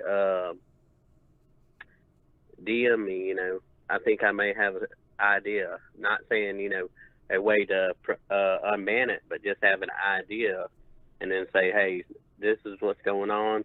You said, you know, that you got a ban, so I'm assuming you may have gotten online some way, somehow, and come across it in a more logical way instead of just doing all that crap they did. Just showing a big old shit show, you know. I mean, there's a way to go about it. You know, you attract people, you know, with kindness, and, you know, you just throw them away with all that other bull crap. So. And, you know, I do agree. In the times, and I'm reading Alchemy Gaming and Dead Specimen, unbanning is a meme. No, you got it. And he's right. I've seen those. And then Dead Specimen, how to unban Switch free. If I made a video with that right now, automatically I got tons of hits. You know what I mean? Tons of views, tons of watch time. But I'm sure I'm going to get thumbs down because they're going to say, hey, this doesn't unban my Switch. So, you know. Bandana. Yeah. So I totally understand where they're coming from. Now, one thing I said to Joe, and this made me think of JJ, because JJ's been my man. I've actually spoke with JJ on a few occasions where he works with a lot of different people. And there's one time where someone's like, hey, you broke my Switch. And, you know, he's like, no, you just didn't have the SD card in. Just take it out, put it back in if you got it in. The guy says, okay, it works now. Thank you. But the first thing the guy said to him was, "You broke my Switch." He didn't say, hey, what's going on? He didn't say, what the problem is. He just flat out said, "You broke my Switch." Do you think situations like that make people toxic? Or do you think that no matter the fact, no matter what happened, people are just going to be toxic regardless? That's kind of the way it is now. It's situations like that can make some people toxic. What would you think if somebody just all of a sudden accused you of that when you provided the service, you tested it, fail safe so many times? When you're doing something like that, you're probably going to be methodical about every single step you do, and you're going to test and retest just to make sure everything's in there, because you're getting a paid service. You want to make sure that customer is satisfied so it can be word of mouth and get more customers. And they're going to do that to you. It's going to make you mad, and then you're going to be weary of the next one or anybody they send you to be another customer in the future. So that can turn you toxic, the situation. I don't necessarily think, just people, in that sense are toxic. And I'm glad, Nathan Sharp, you need to talk to the right people for help. I see people constantly not running XXOS properly and incognito hitting, I want to say partition, maybe meant there, just a word, but I've never tried to go online and never will. Now, I want to say that I'm glad you mentioned that, because that was perfect. That hits right on what happened with me. It has happened to me multiple times. I remember having a woman come over. She wanted to get her original Xbox modded for her son. I remember taking out the hard drive, modding it. I loaded it up with a bunch of old school games. Okay. She goes home and says, now remind you, she's in my house. I cut on the system. I show her the games. She's able to go through them and play them. She goes home and says, "You must have did something because the games aren't there. They're deleted." So then I tell her, well, scroll down. I forget the emulator for Nintendo. It was like FCEGU, something like that. But I said, hey, go down to the emulator that starts with F and click that. And she clicks and she goes, "Oh, there's my games. Thank you." I get a message from her about an hour later. "Hey, where's the Super Nintendo games?" So everything I just literally showed her, she comes back and says, I didn't do. And I will say, it stung. I kind of did want to say, hey, it's you. You don't know what the hell you doing. And true enough, that is what it is. But I bit my tongue and I said, you know what? She just doesn't understand. So I agree with you. I do think that could help make people toxic. And especially somebody like, if you're working with tons of people, your patience gets shorter. And now it seems like some of these people don't even work with people. They just get on there and just like to throw out a meme. So it's definitely a thing. And I'm sorry that Paul had to go through that. Now, let me ask, have you ever asked a question in any of these forums in relation to Nintendo Switch and had any backlash, or have you just stayed away from asking the questions? So far, I haven't had to ask any. I've been lucky enough to have some good guides, and I've DM'd a couple things, but not actually posted on the forums to actually ask a question that way. So, no, I agree. And just lucky enough to have some friends that were in the scene, and be able to maybe bounce some ideas off them theoretically and stuff like that. So. No, that's perfect, man. And I want to shout out to Frank Gonzalez for stopping in. Frank, appreciate it. Same here. The Switch modded was not for online. And then I see Alchemy Gaming said some folks really get overwhelmed with the fire hose of information that's coming out of the water fountain. I will definitely agree with that. And that seems to happen with a lot of people jumping in the scene for the first time. So, and I've seen people mention Eli, which I've seen Eli actually go out his way to help people. But I've heard people say, Eli didn't like my post, so Eli wouldn't let me do this. And, so you get different stories from different people. But I know Eli has helped a lot of people. So then I start thinking, well, is it just Eli's getting overwhelmed with the amount of people asking questions?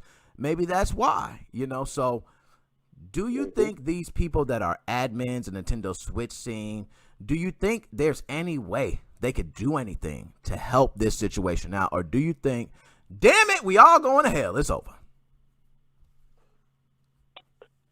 I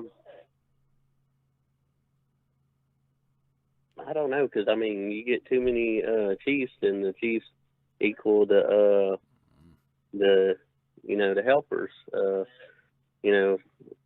It just depends, I guess, on how many admins are there, in the forums and stuff like that. But I mean, who's doing what, and how much of the work are they doing, and this and that. But as far as like trying to catch every single one of the issues, but I mean, if you're seeing that and you're getting reports, they need to get on it, right away. Try to sniff out some of that stuff. Try to get both accounts. A lot of good groups will definitely say, hey, take screenshots or have some type of proof like that. That's going to be the definite thing, or have witnesses, to what went on, and they'll have, I guess, I can't remember what it's called, but, the little timestamps and all that crap, to go with it, and be able to take care of those people. But, yeah, toxicity in the scene it's something else at times. It is. Especially trying to mod. I mean, you could have read a guy that was garbage and mess something up, and you're trying to explain to them, and they're just like, you ain't following the guide or whatever, and they may not even know which guide you got, And they just trip out. So I agree. And Alchemy said, I got some really good reasons to keep my distance from you. Yo, these guys are hilarious, man. Even when, even if I try to just like get so serious, it's Alchemy and Dead Specimen. Always put a smile on my face, man. I love it. So Nintendo moving scene from Angel. Now, my man Becoming Undone. As always, we've been rocking for a long time. So the floor is yours. Any last words you got to say to the people out there? Oh, yeah. Let's all come together. Like, subscribe to Nick Moses' channel here on YouTube, Facebook. And, of course, we got to let them know. Give them the lunch money, the food stamps, the welfare checks, and, of course, it's stimulus time. So hit them up. That 1% tithe to Nick Mo.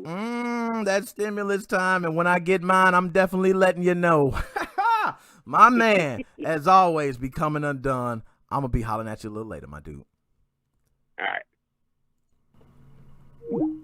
NickMoses05 podcast. Who do I have on right now? Just chilling in Cedar Rapids with my W. Yo, your W has been sitting well and comfortable, I must say. Biting me in the ass, though, I will say, and I'll get into that in a little bit. Oh, my goodness. For those who don't know, Dead Specimen on the line. How are you doing today, my dude? I'm actually pretty good.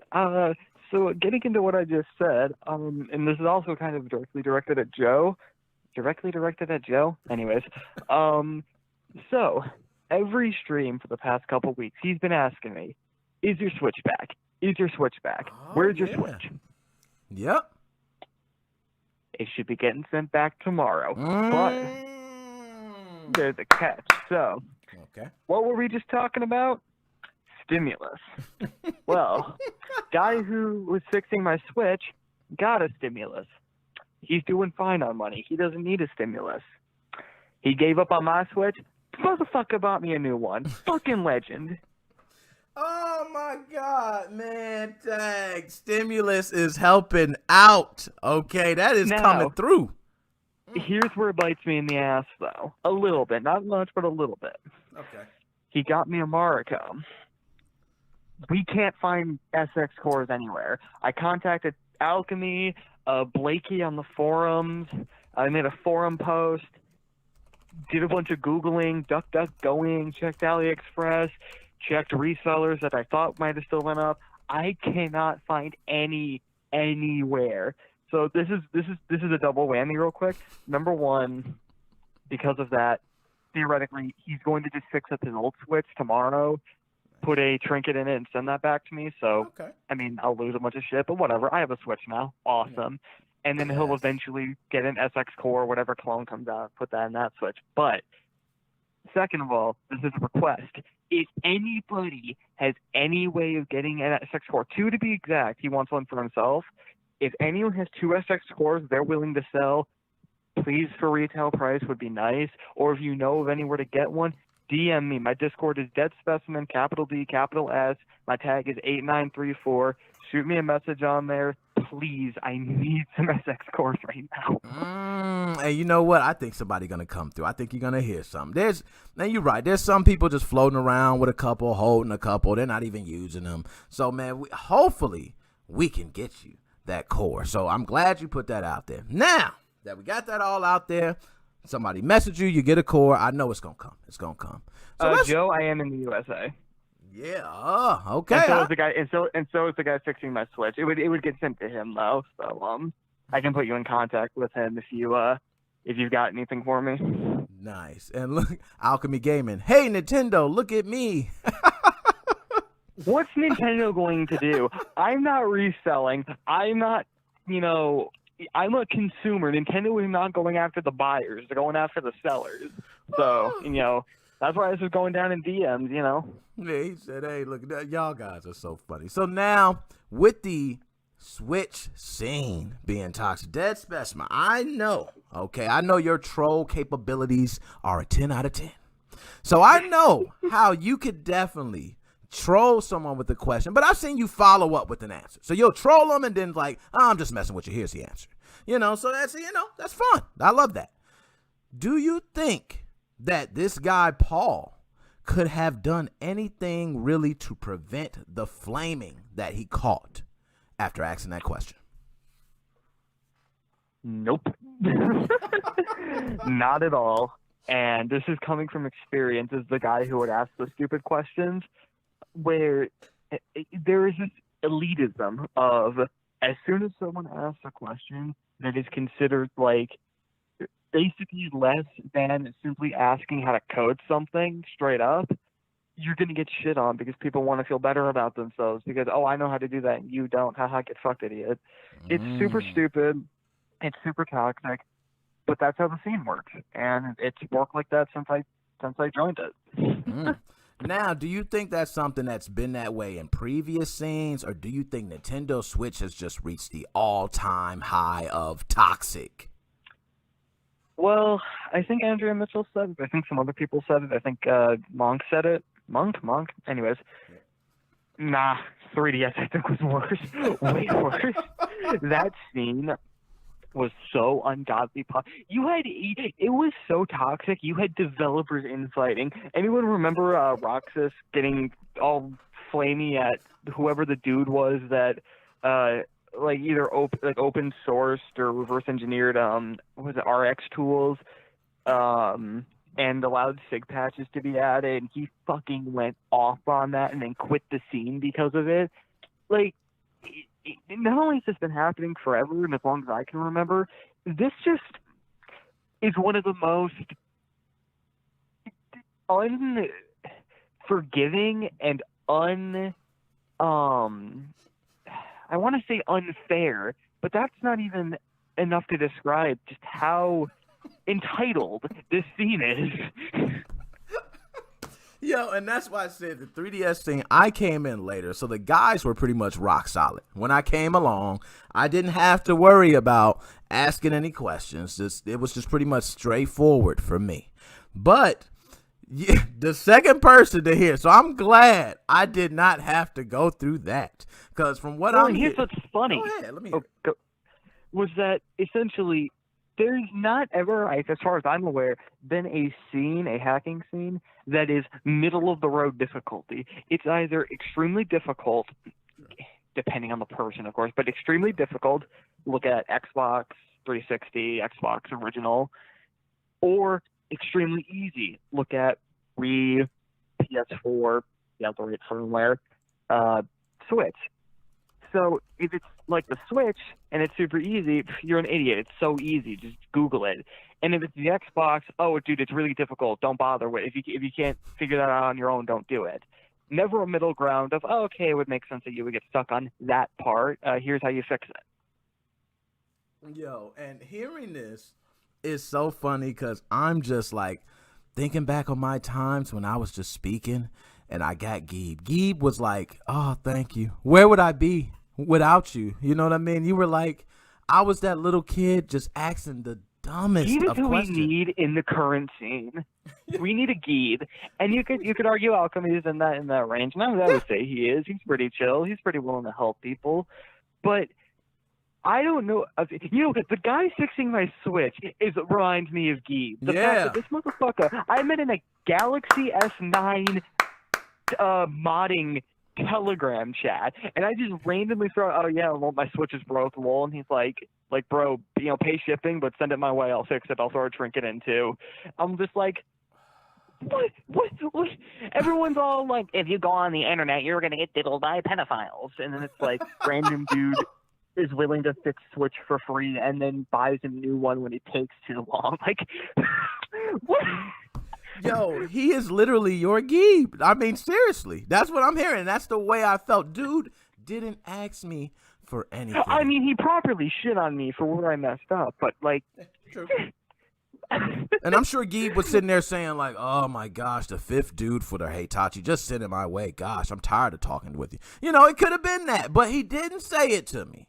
He just asked for the drive, and it was just like... Man, and I'm glad you said that about the 3DS scene. I definitely am curious now, so I might have to go do some research. Look up tech rules, how a bad game cracked the 3DS on YouTube. I'm writing that down now. They also shit on Gateway a lot, so Alchemy don't get triggered. I'm kidding. Love you. So, I'm definitely gonna check because I always get a laugh at these. But let me ask for you, what was the first system you've ever modded before? First system? Wii U, I believe. Most boring system to hack ever, by the way. Don't bother with it. It's really not worth it. Oh, the hate on the Wii U. Oh, boo. That's what I'm just joking with. But I was one that system is literally only good for piracy. There's no good homebrew on it. There's some mildly interesting homebrew on it.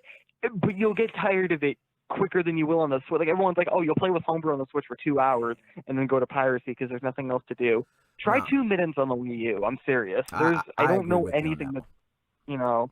I agree 100%. I honestly, it is only good for it. And, I want to say that it probably is. I'm trying to think of some Homebrew, but it really wasn't. Wii was where it was at. Also, unlike the Switch, you don't have the option. Like you could optionally pay for a custom firmware. You have to technically pay on the Wii U if you want anything half stable for PAX-G. And I did pay, so I totally am with you on that. And you're right. Damn, now that I think about that. Oh my gosh, you did. And it was very stable. When I paid for it, I never had any issues, cut on every time, went straight through. It was great. But you're right. I did have to pay for that. And the Wii U, yeah, you don't hear too many people talking about it. I don't know if that scene was even toxic at all. It might not have been enough to talk about to get toxic. But it was only toxic in mixed groups where it was like Nintendo homebrew, and then it could be toxic. But if it's just, you go on a random forum and then it's like, hey, why did blank happen on my Wii U? Oh, it's because nobody knows. No one knows anything about the Wii U, so. Nah, nobody does. Everyone's equally stupid on it, so no one's able to shit on anybody.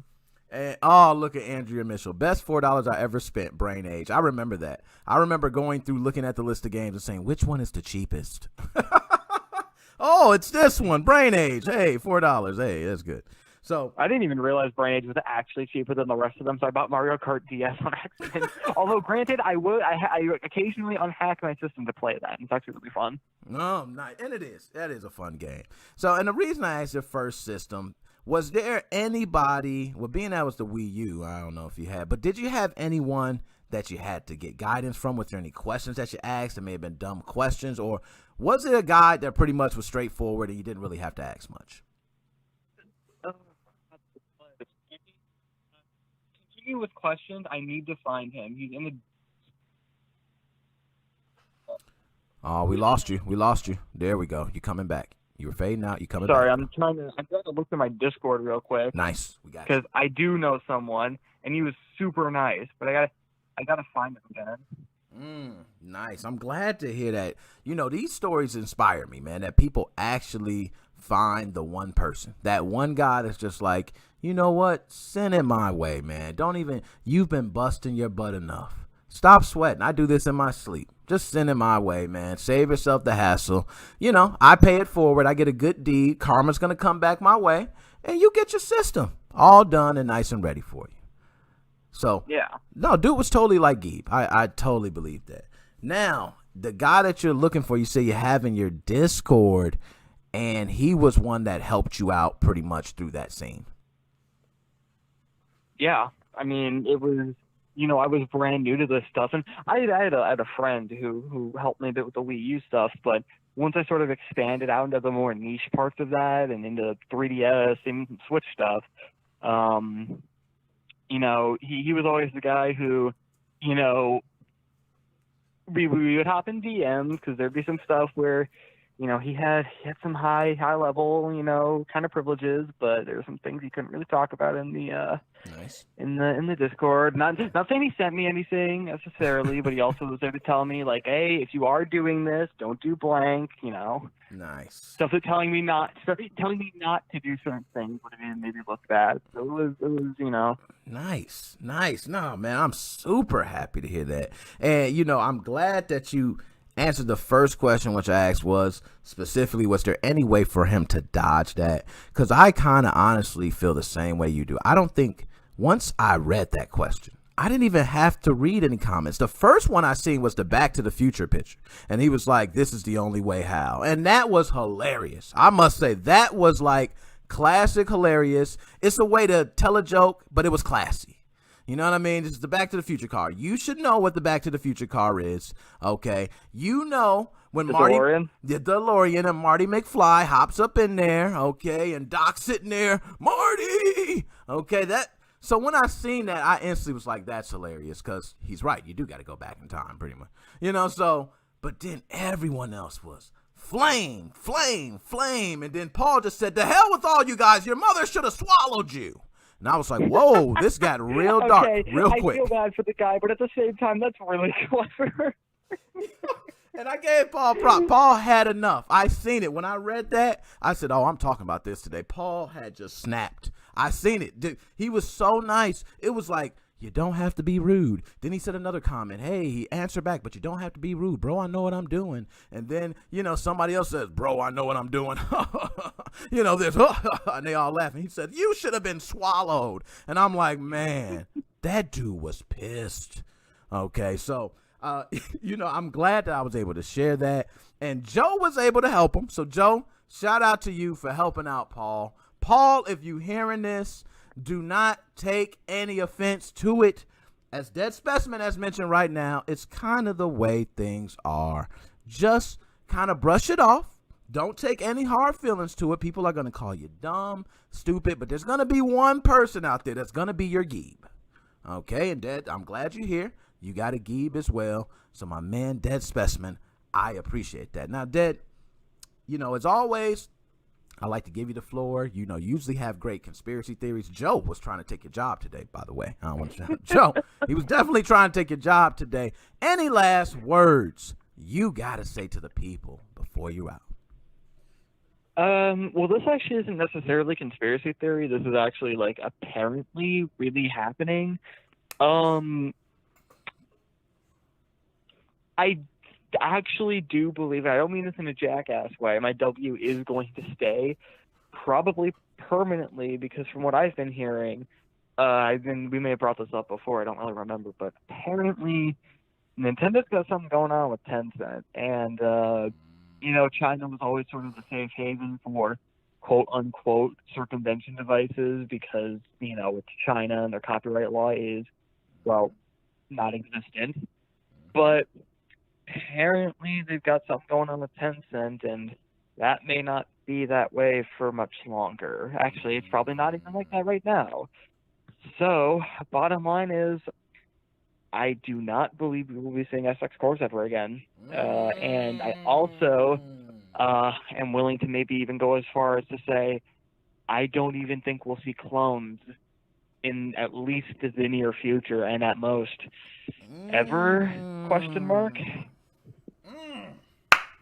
That was spicy. I like that. We gonna, your W was sitting well for a while. Okay, then the W left. It left out the window. It ran, and then it went over to Sleep with Alchemy Gaming. Bogus. Shouldn't have did that.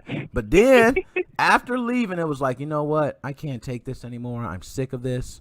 I'm going back to that specimen. And picked up the bags, walked out the door, and the W's been with you since. I will say that W's been sitting strong. When was that firmware released? Has it been at least 18 days? Because I think that was the longest we've had to wait. Mid to early December, possibly? Damn, because I think before that, the longest we've had to wait for an update was 18 days.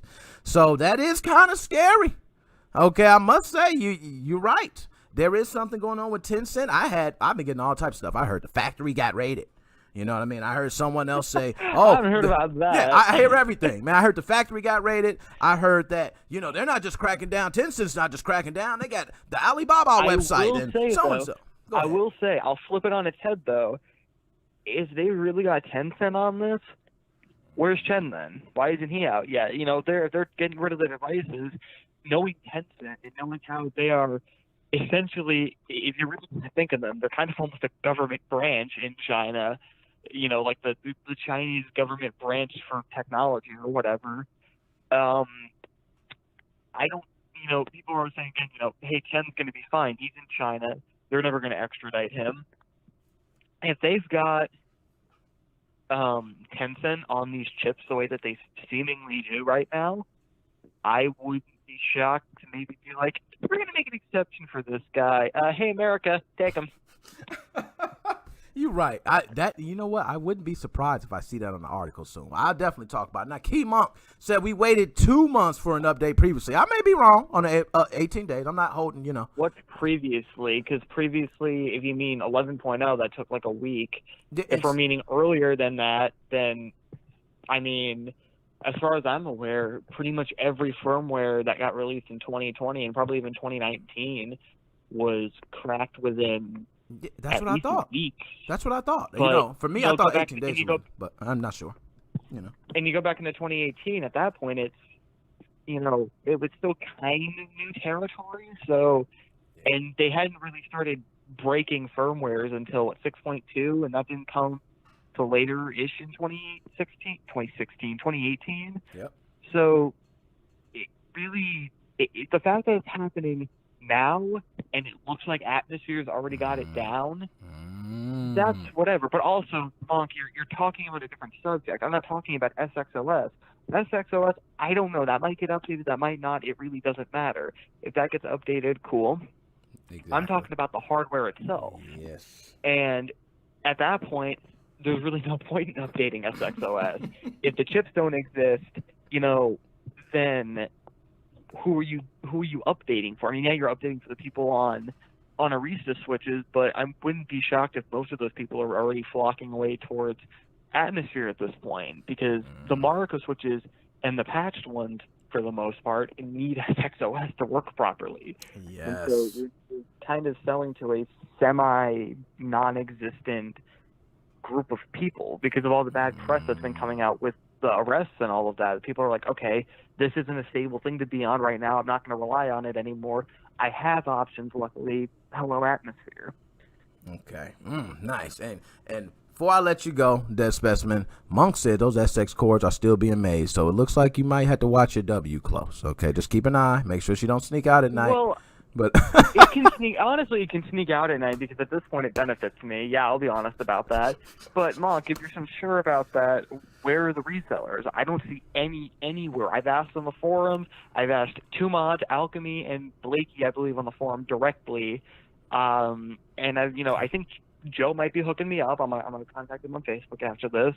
Joe might be hooking me up, but other than that, where are they then? That's not even me being a jackass. Truly, no, where are they? I agree. I've had so many people ask me more now than ever, and it only gets more every day. I've had people who are installers, and they say they can't get them. So imagine the people who are buying the most amount of chips can't get them. So I will say, I know that someone who does installs, I'm not going to say his real name, so we'll just do a Bod's Bill USB. You may or may not know who that is. He does by request installs of SX cores by we'll say their email. Will be gender neutral, protect their privacy a little bit more, and they're like, hey, I can't really do these right now, they don't really exist anymore. If you waited, you kind of, you snooze, you lose. Yeah, exactly. Now, that specimen, Key Monk says, if Joe don't got you, he got you. Anybody else, don't even start messaging Monk. Okay, this is personal, one-on-one. Let them two talk about what they talking about. We don't know what they doing.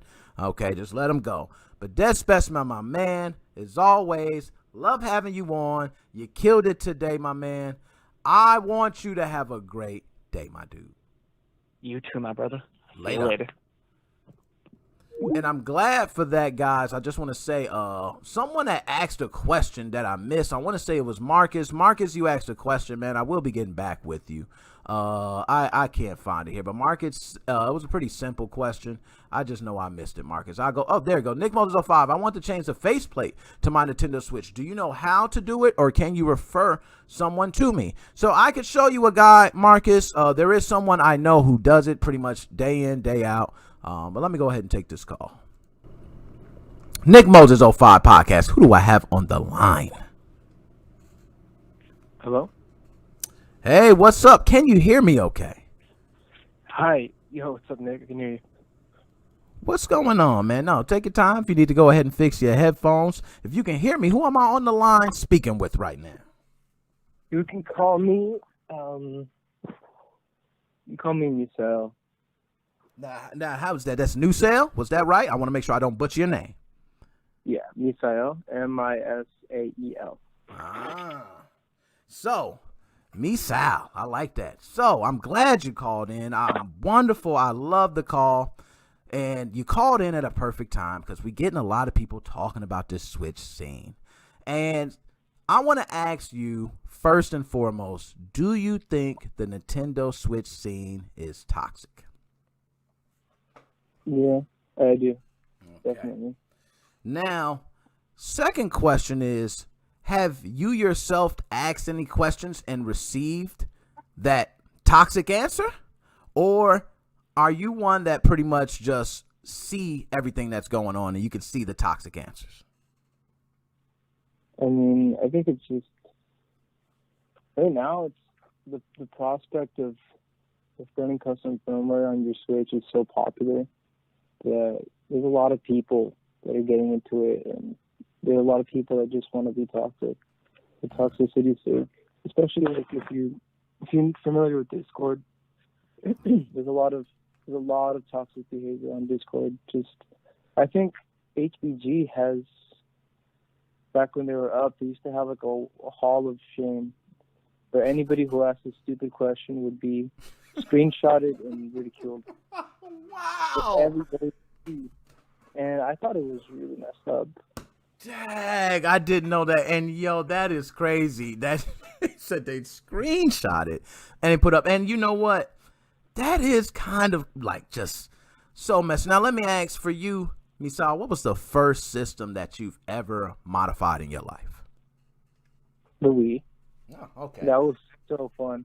Well, the reason for me was I was playing Melee. I was playing competitive Melee, Nice. and that's actually our system of choice to play competitions. Nice. So we still play on the Wii, and we actually still play on CRT. So what I would do is just maybe buy a lot. I think one time I bought like a 50 lot of Nintendo Wiis, and all of them were broken, basically broken discs. But you didn't need a disc if you could run Homebrew. Oh, gosh, man, you just making me, it's so perfect. That seems like a dream. For $20 a pop, you had a system where you could play a tournament set. Oh, gosh. Now, by the way, let me ask Misael, I got to put you out there. Is there any Melee videos? You got any of this out there? Can we see you in competition? I have one clip. I think it was me beating Azusa, if anyone knows who that is, but I don't compete that well. I'm not that good. Hey, if you competed, man, you were good. That's like saying I'm in the NBA and I'm the 13th man on the team. I'm not good. No, I'm not hearing that. You're pretty good. All right. So nonetheless, I just had to ask you that. And being that the Wii was your first system, was there any system that you came across that was difficult? And was there anyone that single-handedly helped you? right now, like the first system I really tried to get into is the Switch. Switch is well, I really just wanted to play Smash when I got the Switch, and then I just when I fell out of love with Smash, I just didn't have a reason to own the Switch, and we had two of them, and so I just figured, well, I should get my money out of it. No, that's good reason. Because this is not my actual name, but because I want to talk about the toxicity in the scene and what I've experienced as an installer. Nice, and I'm glad to hear. So I want you to take the floor, explain to us, because one of the things I mentioned previously was, some people that install, you get someone, I've experienced it myself, to say, hey, you broke my system. But they really just don't, they have no idea what they're holding. So explain to us, what are some of the things that you've experienced in the scene as coming from the installer perspective? If you're an installer, it's so much stress from all sides. I think the first light I did, I kind of butchered it, and I tried going to some people who I thought were cool, who I thought I could like tell them, hey, if I have a problem with this, how do I fix it, right? And as soon as I posted pictures and let them know what the problem was, like, I got flamed. I got lit up by everybody inside the server. And I was known as the guy who broke this client Switch. Like, you can't go to anybody if you're doing it for money, people expect you to have it all the time, and accidents happen. You know JJ, right? Yep, JJ. Know him like the back of my hand. We go back, so definitely know JJ. Sometimes me and him will get. I'm not that we're affiliated, but but you guys get the same person probably messaging both of you, I'm sure. Yeah, but I was saying more like I would get a bad chip, right? I would test it like, oh, this chip doesn't work with this NAND ribbon, so I'd switch out the chip, and it'd be like, oh, it was this chip was a problem. And I would message the reseller. They'd be like, "Oh, we can't do anything about that. You just got a bad chip." But if that happens to a client, they're gonna tell me that I broke their Switch. And this actually, I wanted to actually call about this, but I couldn't get on. Okay. But I think it was in July. Okay. I did one switch for a guy. I installed a chip. Okay. And it was all good. He was good with the system. In fact, he was so happy with it, he went to go buy another console to get a chip again. And so I was like, all right, let's get that done. Okay. I do a purple case on one of them, and I do like a blue see-through case on this next one. Nice. What happens? One day he goes back. It's working as is when I give it to him. It's in good condition with a chip. Then 2 days later, he gets a green light, but he doesn't go into custom firmware. He just goes into official firmware. Okay. And he doesn't know how to fix that, right? But SXOS has an option to enable and disable the emuland. And I don't know if that's what he did. So he goes into official firmware. He doesn't know how to get his games. So he messages me on Facebook. He says, "Hey man, I'm not the Switch that you modded for me doesn't work." Once I heard that, I was like, "Oh my God!" He's starting to accuse me or whatever. And then I'm not looking at these messages because it's like a Saturday night, like 9 p.m. when he sends me those texts. Exactly. Sunday morning, he's bashing down my door. Wow. I made a terrible mistake of letting him meet me in front of my house. Yep. And he took advantage of that, came to my house, and was bashing down my door while it was horrible. I had godparents over, cousins over, and this 40-year-old guy is beating down my door telling me that I robbed him. Wow. It was hard. It was horrifying. There was and everything. Yo, and I want to say that you touched home. I'm so glad you told that story, because that has happened to me before, where you get blamed for something and it's working. Like I mentioned, I showed the person it was working. They go home and say it's not. Okay. Yeah. And the fact that they come there and they're bashed at your door, bang, bang, bang, you messed up my system and this and that, it kind of makes you not want to be as helpful to the next person. So when the next person comes along, you're like, look, you give them the whole, disclaimer. Hey, when I finish this and this work and you get it, don't call me, don't text me. Okay, to kind of let them know, like, hey, this is where we draw the line. And I'm glad you mentioned JJ. I've seen some messages that he's been sent before. And it's like, what have you done to my Switch? And I've seen countless things that he has done. Great jobs. Okay, so I'm not doubting his work, but you're right about the chips. If you get a chip that is bad, your customer don't care. Your customer doesn't even care if the chip's bad or not. They're like, hey, you told me you were going to get it done. You can't fix the chip. And they really don't understand. So how did that end? Did it end okay, or how did that situation end for you? It was a bad thing, but what I'm saying is it's a sense of entitlement that people are having with the custom firmware end. Like, if somebody's been running the dongle for SX and they don't get the newest updates, right? They feel entitled because they spent money to get their chip, to get their Switch modded, and they probably spent a bunch of time, and so they feel entitled to getting help. They feel entitled to getting the latest JITs AIO. They feel entitled to getting all the support help on Facebook and Discord and that kind of stuff. Man, you're right. It's getting a little bit too big, I feel. So let me ask you, is there anything you think can be done about it? Is there something admins could take and maybe moderate? Or is there, anything that can come along you think will change that? Or do you think this is just kind of the scene and where we're at? I don't know. Yeah, I don't want to say that admins should take action, because I don't think a proactive approach would take care of this, because I don't know. I think we all just have to be a little bit more responsible.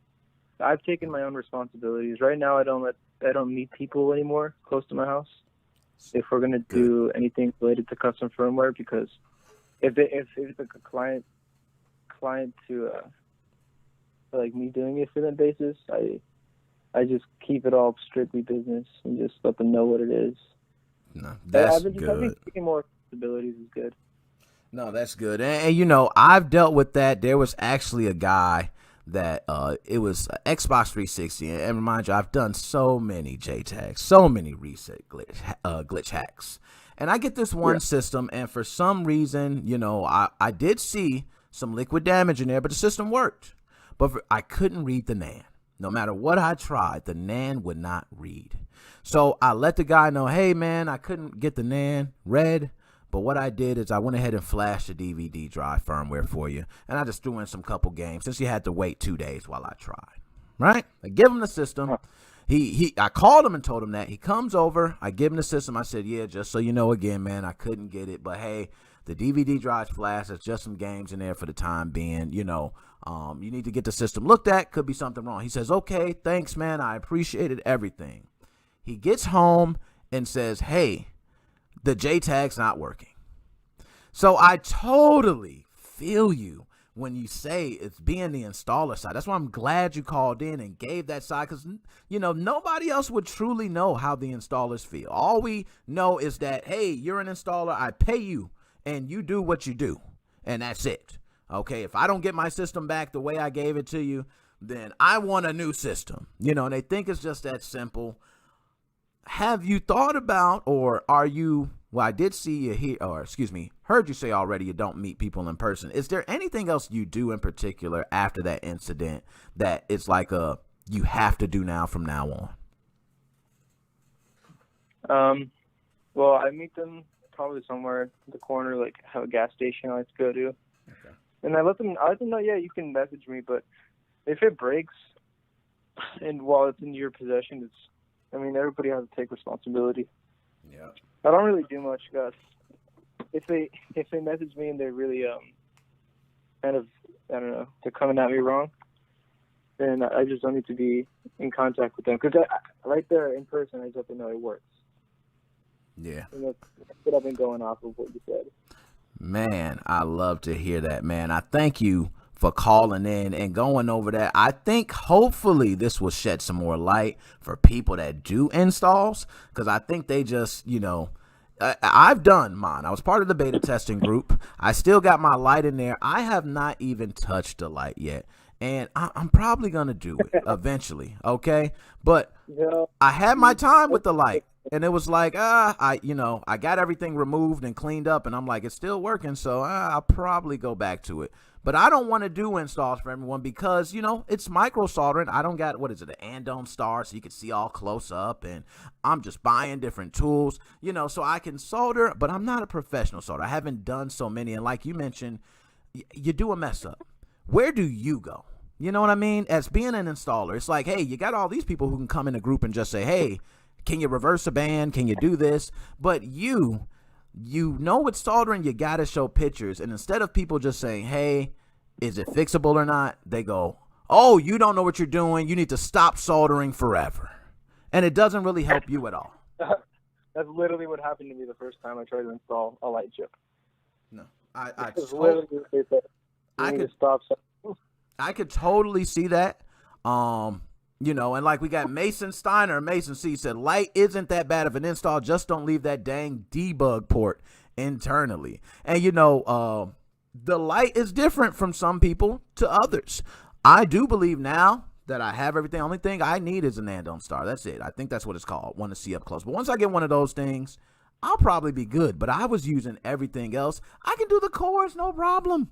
The light, it's not like it's bad. It didn't break. It just never gave, the light, and I knew it was just a bad soldering job for me. It just didn't look clean enough for me. So I took everything off. It still works. I could still use it. I'm going to go back and do it again one of these days. I've even had people ask, hey, let me do it for you. And I'm like, no, I want to do this one because it's more about me learning. And that's why I totally felt you when you said that you messed up one. Everybody makes mistakes. So for you to get flamed for your one mistake is absurd, I must say. Now, yeah, Michelle, I gotta tell you, man. Go ahead, take the floor. Yeah, so I want to say that your story, man, is inspirational for me because I don't think people really understand from your perspective. A lot of people just think simple, I come in there and ask questions, but the stress levels that you deal with, you got someone's system. They don't know how bad you want to get it back to them. It's not like you're keeping it for an extra day because of this. You got your own life. You can't spend your whole life just doing systems. That's not the way it works. You got your life. So, hey, I might need an extra day. I might need 2 days. But as long as it gets done, hey, I might mess up. I might have to take it back off. But at least by the time I finish, you'll have a working system. And I don't think people really understand that. So I'm glad you came in there and said that. I don't think you could have said it any better, my brother. Yeah, man. And you know what? I just want to say one thing. I do it all mostly. Most of this that I do it out of passion.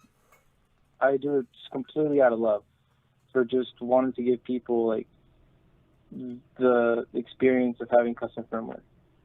Like for a lot of people like that I know, they're kids and they have kids, and I'll just do their system just for no money or fix their controllers. Because a lot of kids, they break their Joy-Cons, they have drift and everything. They do. So I just switch out the controllers. Like, hey, you want some games? Because some people can't afford games. That's so true. I mean, most of it's out of passion. Right now, I have this guy Eddie, who I'm doing his switch. And he's not really, I don't think he's going to pay me, but I'm still going to try to fix it for him. Nice. And, and when I do charge, like I'm saying, like, I just do it mostly out of passion. And it's just really upsetting when people, they feel very entitled to that kind of, like, what I'm doing. Nice. Misal, man, I appreciate the call. Before I let you go, the floor is yours. Anything you want to say to everyone right now listening? I just want to say that if you really want to get this to get better, we have to just take on more responsibility. Well said, my man. I don't think I could have said it better myself. Misal, I appreciate the call. Man, I would love to hear from you more often, so please don't hesitate to call in, my man. Other than that, I appreciate it, and I want you to have a wonderful night, my man. Thank you. Good too. Take it easy. Peace out. NickMoses05 podcast. Who do I have on the line? You have Mason Steiner, Super MTH2 from over at the Switch Hacking and Homebrew forum thread again. I think I called the other day. Yeah, I remember Mason. How are you doing today?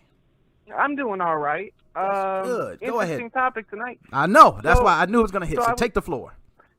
So I was doing an install, and as a seasoned installer, like, you know, it's like, as a seasoned installer, you know, I think people pay me, you know, somewhere between the $50 to $70 range, depending on what they need, what they want, you know, or if they want me to spend a bunch of time and do custom builds, it gets further and further on. Okay. But it's not my first foray. So I get sent a switch light in from a guy over at another YouTube channel, big influencer, and I watch him personally. And so I'm doing the switch light. Everything comes out crispy clean. Everything's perfect. No issues. Nice. I left that debug port attached to the chip, and when I closed it, right there where that debug port in the instruction manual is supposed to sit, followed it T for T, you know, to their instructions. It actually knocked off, I think we narrowed it down to being a resistor, but it made the touchscreen not work. He able to bridge it and make it work fine. Okay. And I didn't have a replacement. The guy was like, oh, I'm going to redo this whole switch shell, so I'm going to just throw one in when I go back through. At least we know it's not busted. Okay.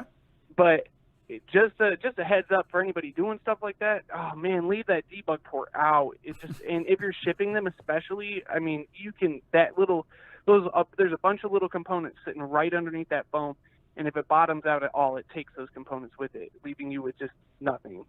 Nice. I like how you dropped that knowledge. Now, let me also say, being that you've been in the scene, for someone that's soldering, let's say I'm new to the scene, okay? And I say, hey, man, I'm soldering. You know, I bought this 15, watt soldering iron from Radio Shack. You know, they had some stuff over there called Flux. I bought that too, you know. I got some glasses here that's supposed to be magnifiers. I'm about to go solder my switch light. What do you say to that person as they say that to you? So moving forward with a scenario like that, the first thing I tell them is this something that you want? Is this something that you want to do? You know, you just want to do your switch light, or is this something that you really want to do? Because if you're going to step into the game, I don't recommend that people. I could think of like an $85 iron I can recommend to somebody. You think of some good flux and some good tips and some good solder, and get them out for about, anywhere from $100 to $150, nice. And they would have, near everything they needed, minus the digital microscope. Yep. And with all those tools, $100, $150 plus maybe another $75 for a digital microscope, you could get in there and get a bunch of them done. You could learn one and do more, because It's the same routine over and over. It's not like you have to think about it. You've got documentation right in front of you. But if you really love it, you're able to understand what's going on before you ever step foot inside of a console. But it takes patience and it takes skill. And I think at the end of the day, I recommend to people, if this isn't your heart, send it to somebody who loves what they do. Okay. And be careful because who do you send? Nobody wants to tell people that they're doing installs. Like that's super looked down upon. Exactly. On top of everything else, on top of the stress, trying to help people out that don't have a lot of money, trying to get their kids games for Christmas, we already have a bad rap for what we do. So preaching. Like, what do you do? You preaching right now. I mean, what do you do? And I agree. I've been there. You got somebody's system and they're like, hey, when are you going to have it done by? And you're thinking, well, I got my own life too, but I told you I'll have it back, within a day or so. So just give me some time. And they go, okay. And the next thing you know, they're messaging you later on that night. Like, hey, did you start yet? And then you get those people that get their system back and they're like, hey, you broke something because I got a boot.dat on my screen. And you're like, where's your SD card? Did you take it out? Oh, that needs to be in, and you get these. Oh yeah. And I mean, I've dealt with that just regularly. I do it for people that have no clue what they're doing. And my guarantee to, my customers pay me a lot to do what I do. I make sure that they're taken care of. If later on down the line we get some updates or whatever, I got people that stay in contact with me, that bring me business on top of that. But they send it back to me. I get them caught at the speed. I've got, folders ready to go when every time an update comes out, within the week. I've got folders ready to go, so that way if people need to send their units in and I need to update them, that I can do that. I got one in right now from a buddy in California. Nice. I'm doing that for him right now, free of charge. He already paid me once. Nice. And I love to hear that, because the last caller was mentioning, and I'm glad he touched in on it about the chips and said, hey, what if I get a chip that doesn't work? And, my customer's not trying to hear that. They're not trying to hear it's a bad chip. The first thing they're thinking is, he doesn't know what he's doing. That's the reason. Everybody else is getting it. He did this other one. He messed up my system. So he said, what do I do? Or who do I go to? And I kind of agree with that. Now, for people with bad soldering, it seems like you've been, like he's mentioned, you've been in the scene for a while. For anyone that sends pictures and say, hey, look at my soldering. What is this fixable, or what should I do? And you take a look. So what do you we say? We actually allowed installers for, I'm not sure if we still are. I'm a little bit behind right now. Okay. Because of all the crap that's been going on with SXOS. But last time I checked, we were actually reviewing people's soldering before they were able to do any kind of transactions on our page. Like, we wanted to see their soldering. And yeah, we were pretty critical, like sometimes we would have to tell people, hey, can you try again? Or like, maybe you could clean this up when you're doing this, and like, just submit one more time, and I think that's, you're dealing with people's money. Like, you're dealing with, it could be anywhere from $200 to $300. I had a guy, one of our mods, send me a brand new switch light, clean out of the box.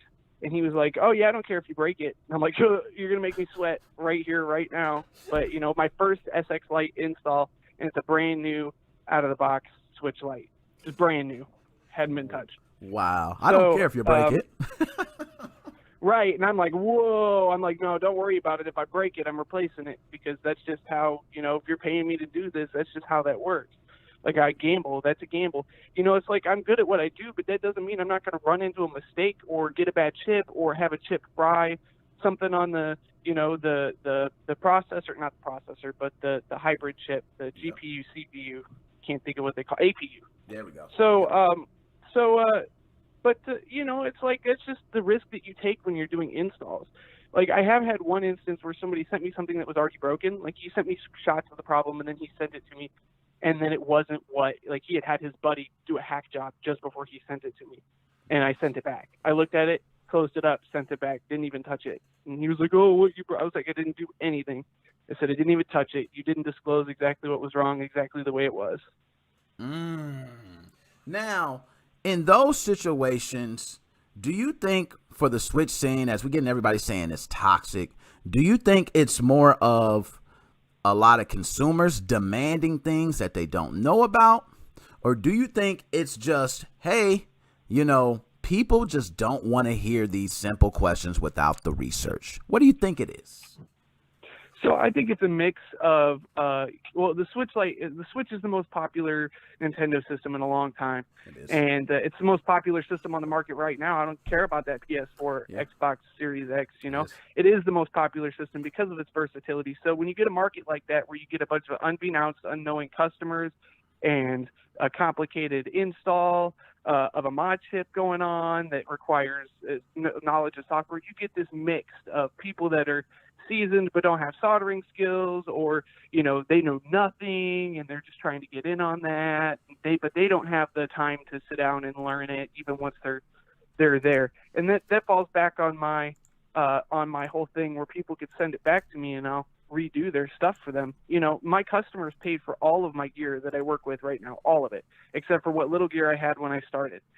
I had the digital microscope, I had my $85 iron, and now I've got a $500 Hako, and I'm still using the same microscope, but I've got a $500 Hako desoldering iron to match my T12 951 setup. And like, I'm super grateful for that. Like, I got to thank my customers for bringing me where I am now. So why not catch them up for free? What's the big deal? It's just a little bit of software. It only takes like 30 minutes. Nice. I love to hear that, man. Oh, just tell them they got to pay the shipping costs. Do the work for free. Man, that's nice. Hey, you know what? You really hit home when you said, it is a huge market. And when you got such a huge market, you're going to obviously get a lot of people who don't read anything, to be honest. They just kind of see, oh, I see this is possible. Well, I don't solder, so I just want somebody to hook it up for me. That's what they say. And then they give it to you and say, hey, can you hook it up for me? And when I get it back, can you show me how to use it? You know, and there's so much to show, really. I can show you the basics. I can show you advanced, intermediate, because it goes deeper and deeper. I can go multiple levels. And most people don't even, I'm going to be honest, from my experience, you can sit there and tell them everything word by word. The moment they walk away from you, they don't remember a thing. Have you experienced that as well? I have, but over time, I've actually improved my setup. Now, I've done things that I'm not proud of. You know, I use HBG Shop for my customers because in my eyes, when I sat down to look at this build, and I was like, okay, well, these customers aren't going to know anything about private G drives. They're not going to know anything about these, you know, back-end groups. They're not going to know anything about this. But so, you know, I had to incorporate into my build what was going to be the best for my customers that didn't know anything. And the best thing for them was HDB because they could get it right there, right then, you know, and that's what they wanted. That's the whole entire reason that they wanted. You know, I know we're not supposed to do that, but at the same time, I know exactly what they're coming to me for. I know exactly what they want. I'm providing them exactly what, you know, like. No, I agree with you. At the end of the day, I had to streamline it to the point where when I got it back, it was going to be an easy fix. And, you know, I think we're just down to like Jack in the Shop now or whatever. Yeah. And you know, there was a huge critical mashup of those guys and what they were doing. And, you know, they were attacking each other and like, oh, like it was a mess. You know, I don't really want anything to do with those guys, but I just have to look at what's best for who I'm working for at the time. It's not about my judgment because if it was up to me, I really don't want to, but you know. Exactly. No, and you pretty much hit it to the T, and you're right. I think Jack in the Shop, they were going off on Reddit. You got one guy's talking about one guy's doing this, and, you know, they're taking money. And store closure. Yeah, it was a freaking slander. Oh, my God. It was and then mess. the Atmosphere team. Like, it's just been a whole mess, man. It's just been a whole mess. The whole Switch scene is an identical carbon copy of 2020. Bravo. Number one of the day. I think that's pretty much the Switch scene is a carbon copy of 2020. I'm still in that. I got to tell you. Now, it seems like from what I'm hearing from you in this group, you guys have at least tried to implement things to help that.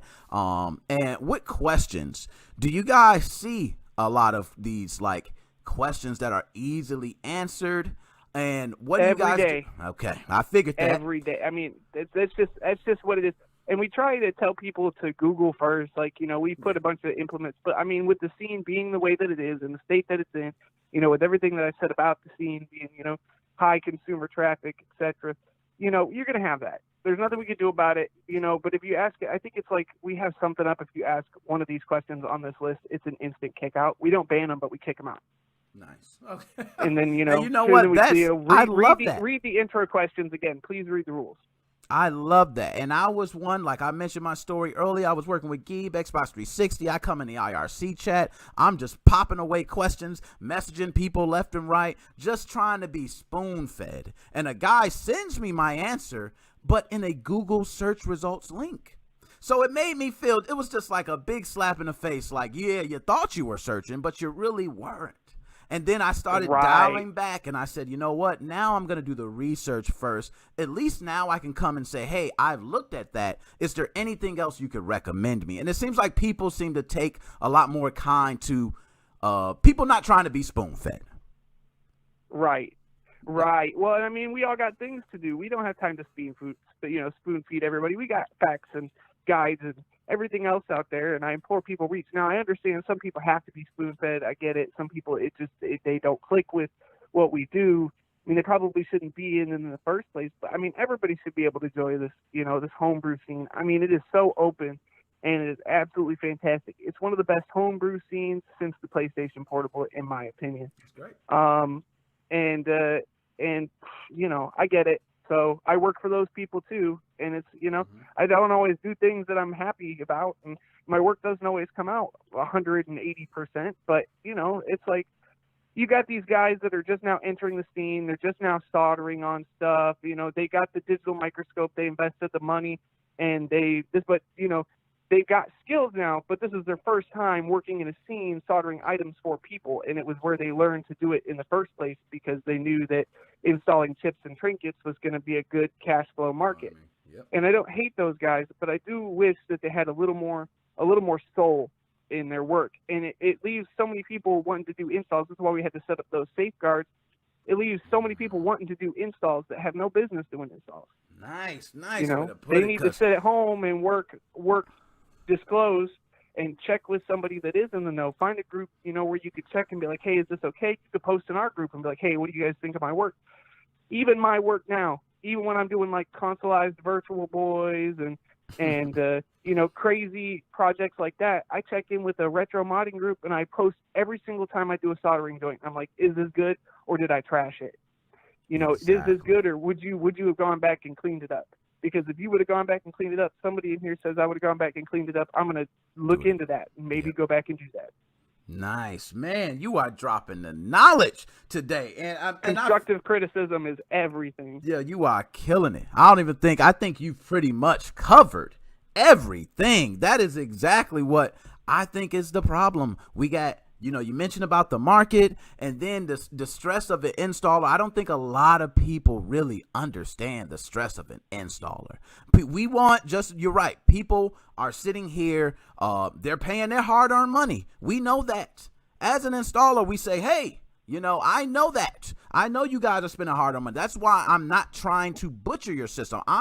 There's some people who sweating bullets while they're soldering, trying to make sure they don't make any messes, any damage. Dude, I'm still sweating bullets, man. I'm still sweating bullets. You know, it's like one little tiny itty bitty movement working with components of that size, and you have shot the whole entire thing. You know, you could be in over your head. I can replace one of those components if I make that mistake, but somebody else might not be able to do that. I can understand how daunting that is, and it's still not easy if I have to do it. So, exactly. No, and you said it best, and I think you guys did great with implementing those measures because, you know, everybody kind of seen it as a cash flow. Once they said, oh, mod chips are being released, anybody who has ever had a soldering iron probably thought, hey, well, this could be a nice way to, you know, get some extra cash flow coming in. So you get all these people who've, you know, they only did an Xbox 360, which those points were huge. You know what I mean? You could mess up, take it off, fix it. It was like you didn't really have to be as precise as with these systems here. And I will say, from me soldering from Xbox 360 to the Nintendo Switch, and especially the Switch Lite, it is a different monster, and I think a lot of people do not understand that.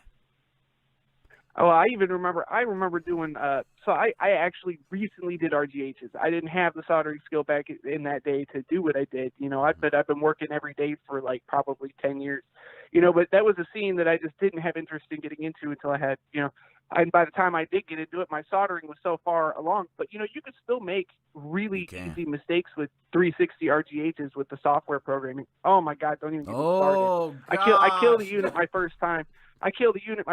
Around, just, you know, and I feel like I did everything right. And I did everything the same time around, you know, the second time around, and it came out. So, you know, like, they're super fickle in a way. They are, man. Oh, gosh, man, you brought me back, and I'm sitting here. What's going on with the timing? I've tried all the timing files. It still takes 45 seconds. Oh, gosh. I'm getting a black screen. Where's Zell at? Oh, you took me back, my man. Now, I had one call. I missed them, but nonetheless, what was the No, get on to that other caller, man. They left, but I'm going to say, and what was your name again? I want to make sure everybody knows because I get a lot of names, but I don't want to forget yours. My first name is Mason, but in the chats, you know, in the group, in the Discord, it's Super MPH2. Super MPH2. I'm making sure to take note of that. My man, you have killed it today. Any last words you got to say before you're out? All right, kids, don't hate on people. Try and play nice. Let's have a good rest of the scene. Let's close out good. Let's move on to the Switch Pro. Let's kill it. Let's absolutely kill it. I want to see us break that security too. I want everything. I want the best homebrew scene we've ever had. I want everybody to get along. Nice. Love it. Mason, it was a pleasure, man. The floor is always yours when you call in, so definitely look forward to hearing you again, and you take it easy, my man. You too, man. Later. NickMoses05 podcast. I know who this is already from the sound I hear in the background, because my man has the most crisp sound I've ever heard in my life. I have my fan on too. Here, wait, let me turn that off. I already know it was. Every time we get you, your sound is like crisp. I'm like, I could hear a pin drop. Oh, well, that's because I'm using Skype to call in instead of calling the number. Ah, that makes sense. This is my man, Kyle. For those who don't know, Kyle, I was glad you made it back. I know I've been on a while. This is actually my longest podcast. I knew this subject was going to touch so many people. Well, we almost hit our 3-hour podcast time that you promised at one time. Hey, so. I know, and we're there. So you're going to be the last one. So definitely, Kyle, I appreciate you hanging in there and calling back. So, Kyle, you're one that younger gentleman. So I'm sure you got friends who come by and say, hey, Kyle, could you hook me up, man? Do you know how to do this? Can you mod this? Have you ever had someone that you did something for them, whether it's a mod or something for their system, and they get it back and they say, you broke it? I have not, no. Maybe that's because if I say that if something happens to it, I mean, that's on you. Kyle implementing the strong stoppage early. I like that, because see, I was a guy that I was telling people at first, back when I was like, hey man, just, you got any problems, man, just text me, call me. And that backfired fast, because they call for the simplest things, they text for the simplest things. So I just said, you know what, I'm just gonna do YouTube videos. Watch my video from now on. And that's kind of how my YouTube channel came about. But for you, Kyle, you started early, so I like that. Now let me ask about this Nintendo Switch scene, Kyle, because you see it there. Do you think the Nintendo Switch scene is toxic? Oh yeah, definitely. Not even a hesitation. Oh yeah. Now, do you think it's because of so many people, how popular the Switch is, or do you just think that people just don't got the tolerance nowadays? So I kind of think it's like younger generations are just not as patient. I like that. And I will agree. This is the, I can't think of the term my grandma used to say, but it's like the wham, bam, thank you, ma'am era. Okay, which means I want it now, get it now, I'm done. Okay, if I can't get it now from you, then I'm going right to the next person who can do it right away. And it seems like this generation, is like that. I have seen a lot of that where people come and they ask a question, you can't do it, they move right on to someone else. Now, I don't know if you were in tune earlier, Kyle, but there was this guy, Paul, and I was going over the Facebook group, and Paul took a beating, okay? Paul asked a question. He says, hey, my Nintendo Switch was banned. Is there any way to reverse it? I haven't been online. Now, as you hear that, Kyle, if I told you, Kyle, Sorry, here's my first question for him, right? Talk to me. How do you know if your Switch is banned if you've never been online? So, he get God, don't make me laugh. I'm trying not to, Kyle. So, let's say he just cuts on the system, and it just pops up. This is his message. This is him. He's saying it just pops up and gives me a message saying, you have been banned. Now, we both know that he hit something, okay, but let's just say he says, hey, I just cut it on, and it says my Switch was banned. I have never been online, and I've been good for 2 years, Kyle. Can I reverse this? When you answer that question, do you feel like that question deserves a sarcastic answer or a meme, or do you think this question, you're going to say, you know what, I'm not going to say anything bad. I'm going to give a legit answer. What do you think for that one? Like, I probably wouldn't post a meme no matter what. I probably just wouldn't reply because it's pretty easy to find this information. Like you said about what were they? You said it was Geeby or Geeb? Yeah, Geeby. That's what I heard his name. Just said Google. Yep. Or not. No, it was somebody else who just said Google. But point is, it's pretty common knowledge. And if they are still having problems after that, then I can see here. But for this, it's not really a problem case scenario. But like, I don't know. And if not, I may have said well, buy a new Switch if you want to get unbanned. And that's the nice way of putting it, Kyle. And I don't know if you've seen some of the messages, but I was here about like 10 minutes in this room, and then I left from it. okay. Well, some of them were like, hey, man, hey, that is just a dumb question. What the hell are you talking about? We got some other people on there, like, he said things like, bro, I know what I'm doing. So then somebody, then writes, bro, I know what I'm doing. And you see like 5 people laughing at it, okay? Then he says, I never been online. And what do? They copy and paste that, and they write back, I never been online. Ha, ha, ha. And everybody just starts laughing. And he's going, hey, everybody, stop being so rude to me. I wish you all have been swallowed, okay? So he just bursts out, and he gets crazy. Now, So go ahead, talk to me, Kevin. I feel like that if he knows what he's doing, then he'd know this answer already. So maybe don't claim that immediately. Now, Kyle, I will say, I was one at one point when that guy slapped that Google search result link in front of me, put salt all on my face. I thought I knew it all before that point. I was like, man, I looked through every Google, everything. You guys were able to find information about Geeb. Now, I will admit, I didn't. I had about an hour. But an hour, I couldn't get that. I was yeah, I found that in like 10 seconds. Exactly. You see what I mean? But I didn't check any of them to see who they actually were. And I got to go through. I do have to go through them, and I will check that, but I'll be messaging anyway to find out. But nonetheless, I was going off of different things that I had, which is I have a previous email address I had, also websites, forums that I was speaking with them in. Of course, I'm not, I don't know what the hell X-Bins or the IRC chat. I'm not doing all that. But you guys are able to find that information a lot more quickly than I am. I figured you guys wouldn't. Kyle, you're a damn mastermind at your age. Okay? Because a lot of people are not able to find that information. Now, I didn't come out there and say, guys, look, I searched everywhere for Geeb. You guys are not going to find them. Trust me. And then you guys pull up 10 minutes later. That's kind of salt in the face. I know you guys might be able to find him. So I said, if I'm looking for him, if anybody can find him, let me know. So that's me admitting that I can't find it. I tried. Can you let me know? And I'm seeing these links. Some of these posts are from, 2009. So they're old posts, and I'm glad that people found them. And you guys are sending me this because I'm going to check it out.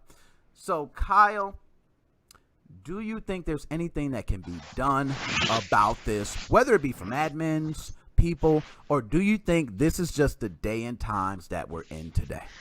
I mean, it's definitely the day and times that we're in today. I can hear Alchemy laughing, by the way. You should join the Discord call after this stream.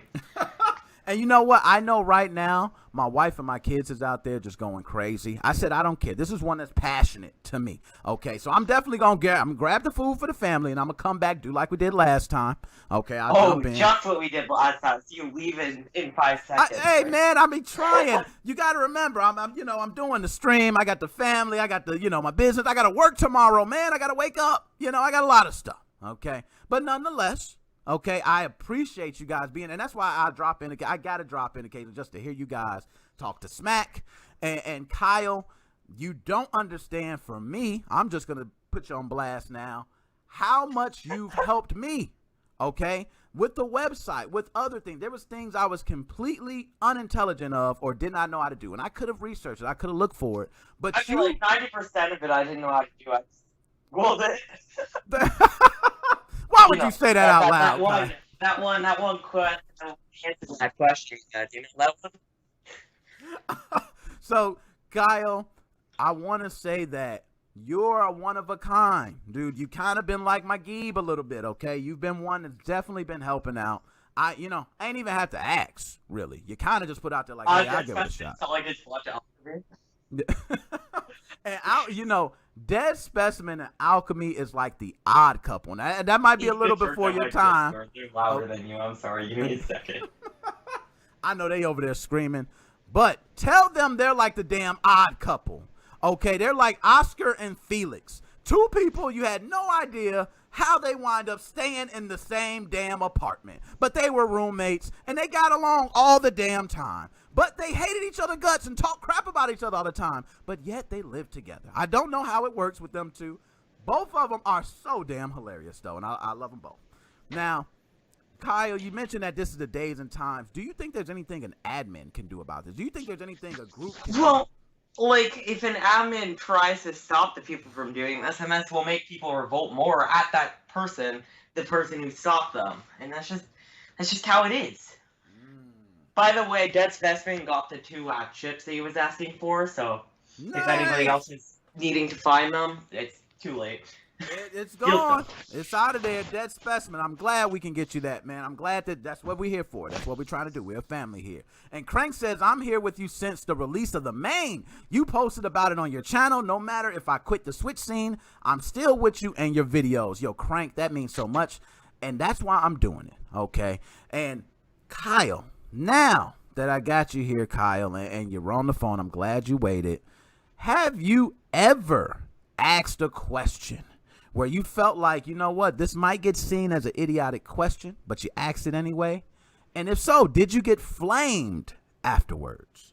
I mean, I personally have never had that experience. I mean, like, I've asked stupid questions many times. I'm no stranger to that, but I've never been flamed for it. Okay, all right. And that's good. Hopefully, it stays that way. But it seems like, Kyle, you're younger. You've been, you probably have someone in your life with knowledge of certain things to be able to help you out. Knowledge of modding? Maybe software mods for let's go say ESP that he paid someone else to do. Why you doing them like that, man? So anyway, I'm like, it's my dad. You can't give him that much. Yeah, you got to give Dad all the credit. Now, Kyle, I'm going to tell you, my son right now, I'm not going to lie. My son played Fortnite. My son waxed me. He be watching my channel all the time. Waxed me. Okay, I was done. And I give him that. We play Call of Duty, though. It's over.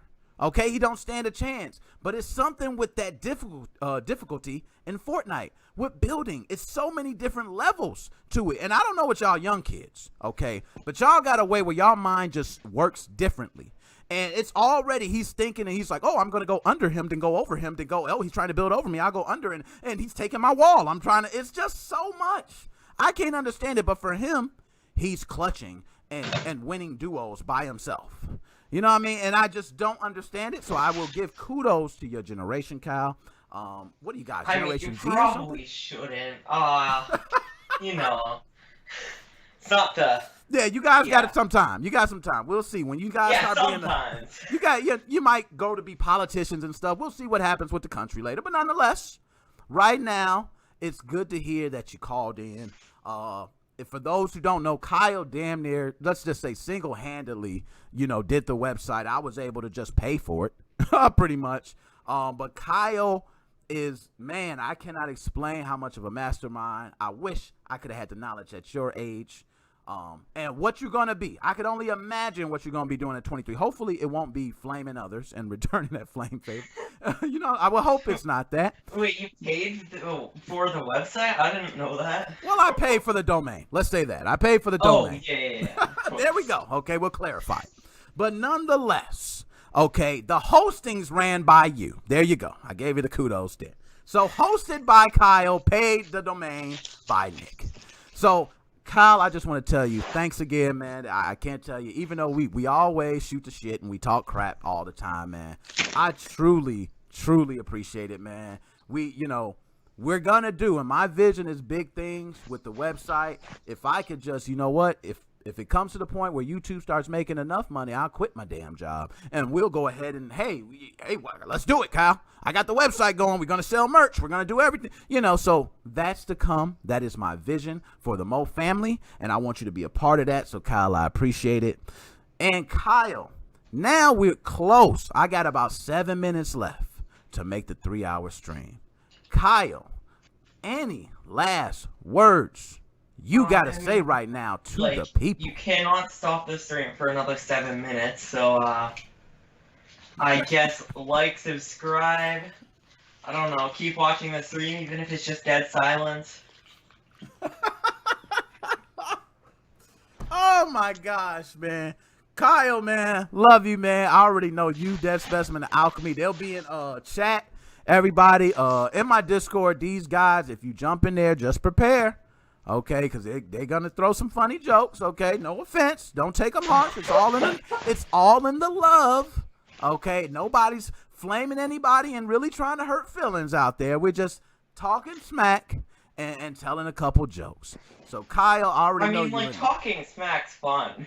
It is. It is. And we get in there and we talk all types of crap. I mean, you gave me crap before. I'm not sure if it was you or PK, but somebody gave me crap. I think it was you for my 1050 Ti. Oh, yeah, but I think that was PK. That was PK. Okay, I knew somebody flamed me up. I for have my a 1050 Ti, and thank a you, second man. card that's a bit better than a 1050 And I got a new Ti. card. Okay, I got a 3060, baby. Okay, I just wanted to go ahead and put that out there when everybody else is out there struggling to get them. I got me a... You want to see a picture of 3 3070s? I can send a picture of that in the Discord. Come on, man, stop it, Kyle. I do not own them. Just for knowledge, I found just in a store. I took a picture because, you know. Oh, my How could you not? Oh, I only have a picture of 2 of them. One got bought while I was trying to take the picture. Yo, Kyle, my man, as always, I'm going to jump in the chat. I am going to have to get a bit to eat. I'm probably just going to go 5 minutes. I see Paul stepped in there, so I'm just going to rant for about 5 minutes. And then I'm going to stop the stream. I'm going to get them the food. If you guys are there, I hope you guys are there. I'm going to jump in, and then I'll just go ahead and throw some smack talking out there, and then we'll go ahead and be out. So, Kyle, my man, is always one of the young OGs of the channel. I appreciate you on. Any last words you got to say to everybody before you out? I just did my last words. I got to say it again because I had you talk, and you talked about my... subscribe, join the Discord if you want to see 2 3070s stacked on top of each other.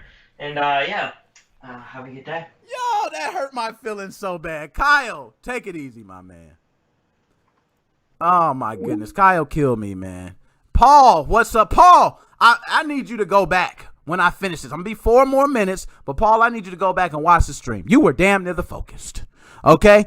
You were the reason that I came on and did this topic. You don't even know that. I didn't tell you that, Paul, because I'm not one to go about and, you know, these come natural. They come from the heart. I don't really plan on things. This, I didn't have no script. Usually I got, you know, I usually have topics up. And everybody know I have a list of topics. I didn't even pull that page up today. It wasn't even worth it to me because this was something that I seen that I instantly felt for you as you asked a question. I seen the flame war coming. I've been flamed. Okay. There's many people that have been flamed. Some haven't, but there are many people that have been flamed for some of the questions they've been asked. You know, I wasn't getting it as harsh as you were. You know, but I seen you just got fed up and you said, hashtag, you should have been swallowed, damn it. And I was like, ooh, Paul's mad. Okay. So, Paul, I'm glad that you were able to get your questions worked out. And I'm glad you followed the page, my man. I really appreciate that. Everybody, if you have not, I have the Facebook page, my Twitch channel, YouTube, everything. Follow me there. I got videos to put up. I actually have a video I'm going to be putting up tomorrow. I tried to keep videos up all the way to this podcast, but I actually got busy one day, so I missed a day. So I'm going to try to do that all week. My goal is to bring you guys more content. Seems like more people are following, so that's my duty to bring you guys more content. Paul, just next time, okay, I'm going to say, if you got the question, Paul, next time I could probably help you just by saying, Google it first. No, but usually, you know, people say Google, and it seems like your question came from the heart. It wasn't even a bad question. I'm going to be honest. But a lot of people there probably said, oh, my gosh, he asked that. Oh, I can't believe it. He thinks you can unban it. Oh, my gosh. Retro Gamer, I think, did that. Okay. Oh, sheesh, Paul. You know, but there were some people in there that gave you some good help. I see my man Joe helped you out. You know, even if you Google, Paul, you would need to know what to Google. And that's the problem sometimes. You don't know what specifically to Google to get the answer that you want. So it doesn't really help a lot if I just tell you Google. You know, maybe I could say, hey, you could try Googling this or Googling that. So, you know, don't worry about it. No hard feelings. Don't take anything personal. A lot of people are at a time where we just ready to flame. At any second, okay, it's like, oh my goodness, I can't believe this. Dummy! Oh my goodness, he knows what he's doing. Oh, he said he never been online. Oh, you know, and they're just what they're called keyboard warriors. Okay, keyboard warriors. Their heart strong on the keyboard, and they couldn't wait, and they used you right then for that time. So Paul, don't feel bad. Just continue asking questions. If you're, you don't want to post it in the group, if you think it's a bad question, maybe just consult with one person, ask the question, see, hey, is this a valid question? If they say they don't know about it, I like that one, Andrea Mitchell. Keyboard commandos. I'm taking that one. Okay, keyboard commandos. They're people that will say things on the keyboard that they would not say directly to your face. It's a lot easier to just say, dude, you're dumb. But if I see you in person and, I'm 5'1" and you're 6 feet, the last thing I'm going to be doing at that point is saying, dude, you're dumb because you are 6 feet. Now, granted, I'm not 5'1", guys. So everybody, I am 5'7.5". We're going to take that half. So Paul says half of them troll and don't know the technical stuff. Paul, you're probably absolutely right. Okay. They probably just, they know that it can't be done. So they figure, hey, I know it can't be done. So he should know that. And they start to troll you. Paul, take no offense to it. Keep doing your thing. Keep asking questions. It was the reason I'm at where I'm at now. I didn't let nobody stop me. And I had someone help me. And his name was Geeb. I'm going to be taking a look at him after I get off the stream. Paul, I did 3 hours, man.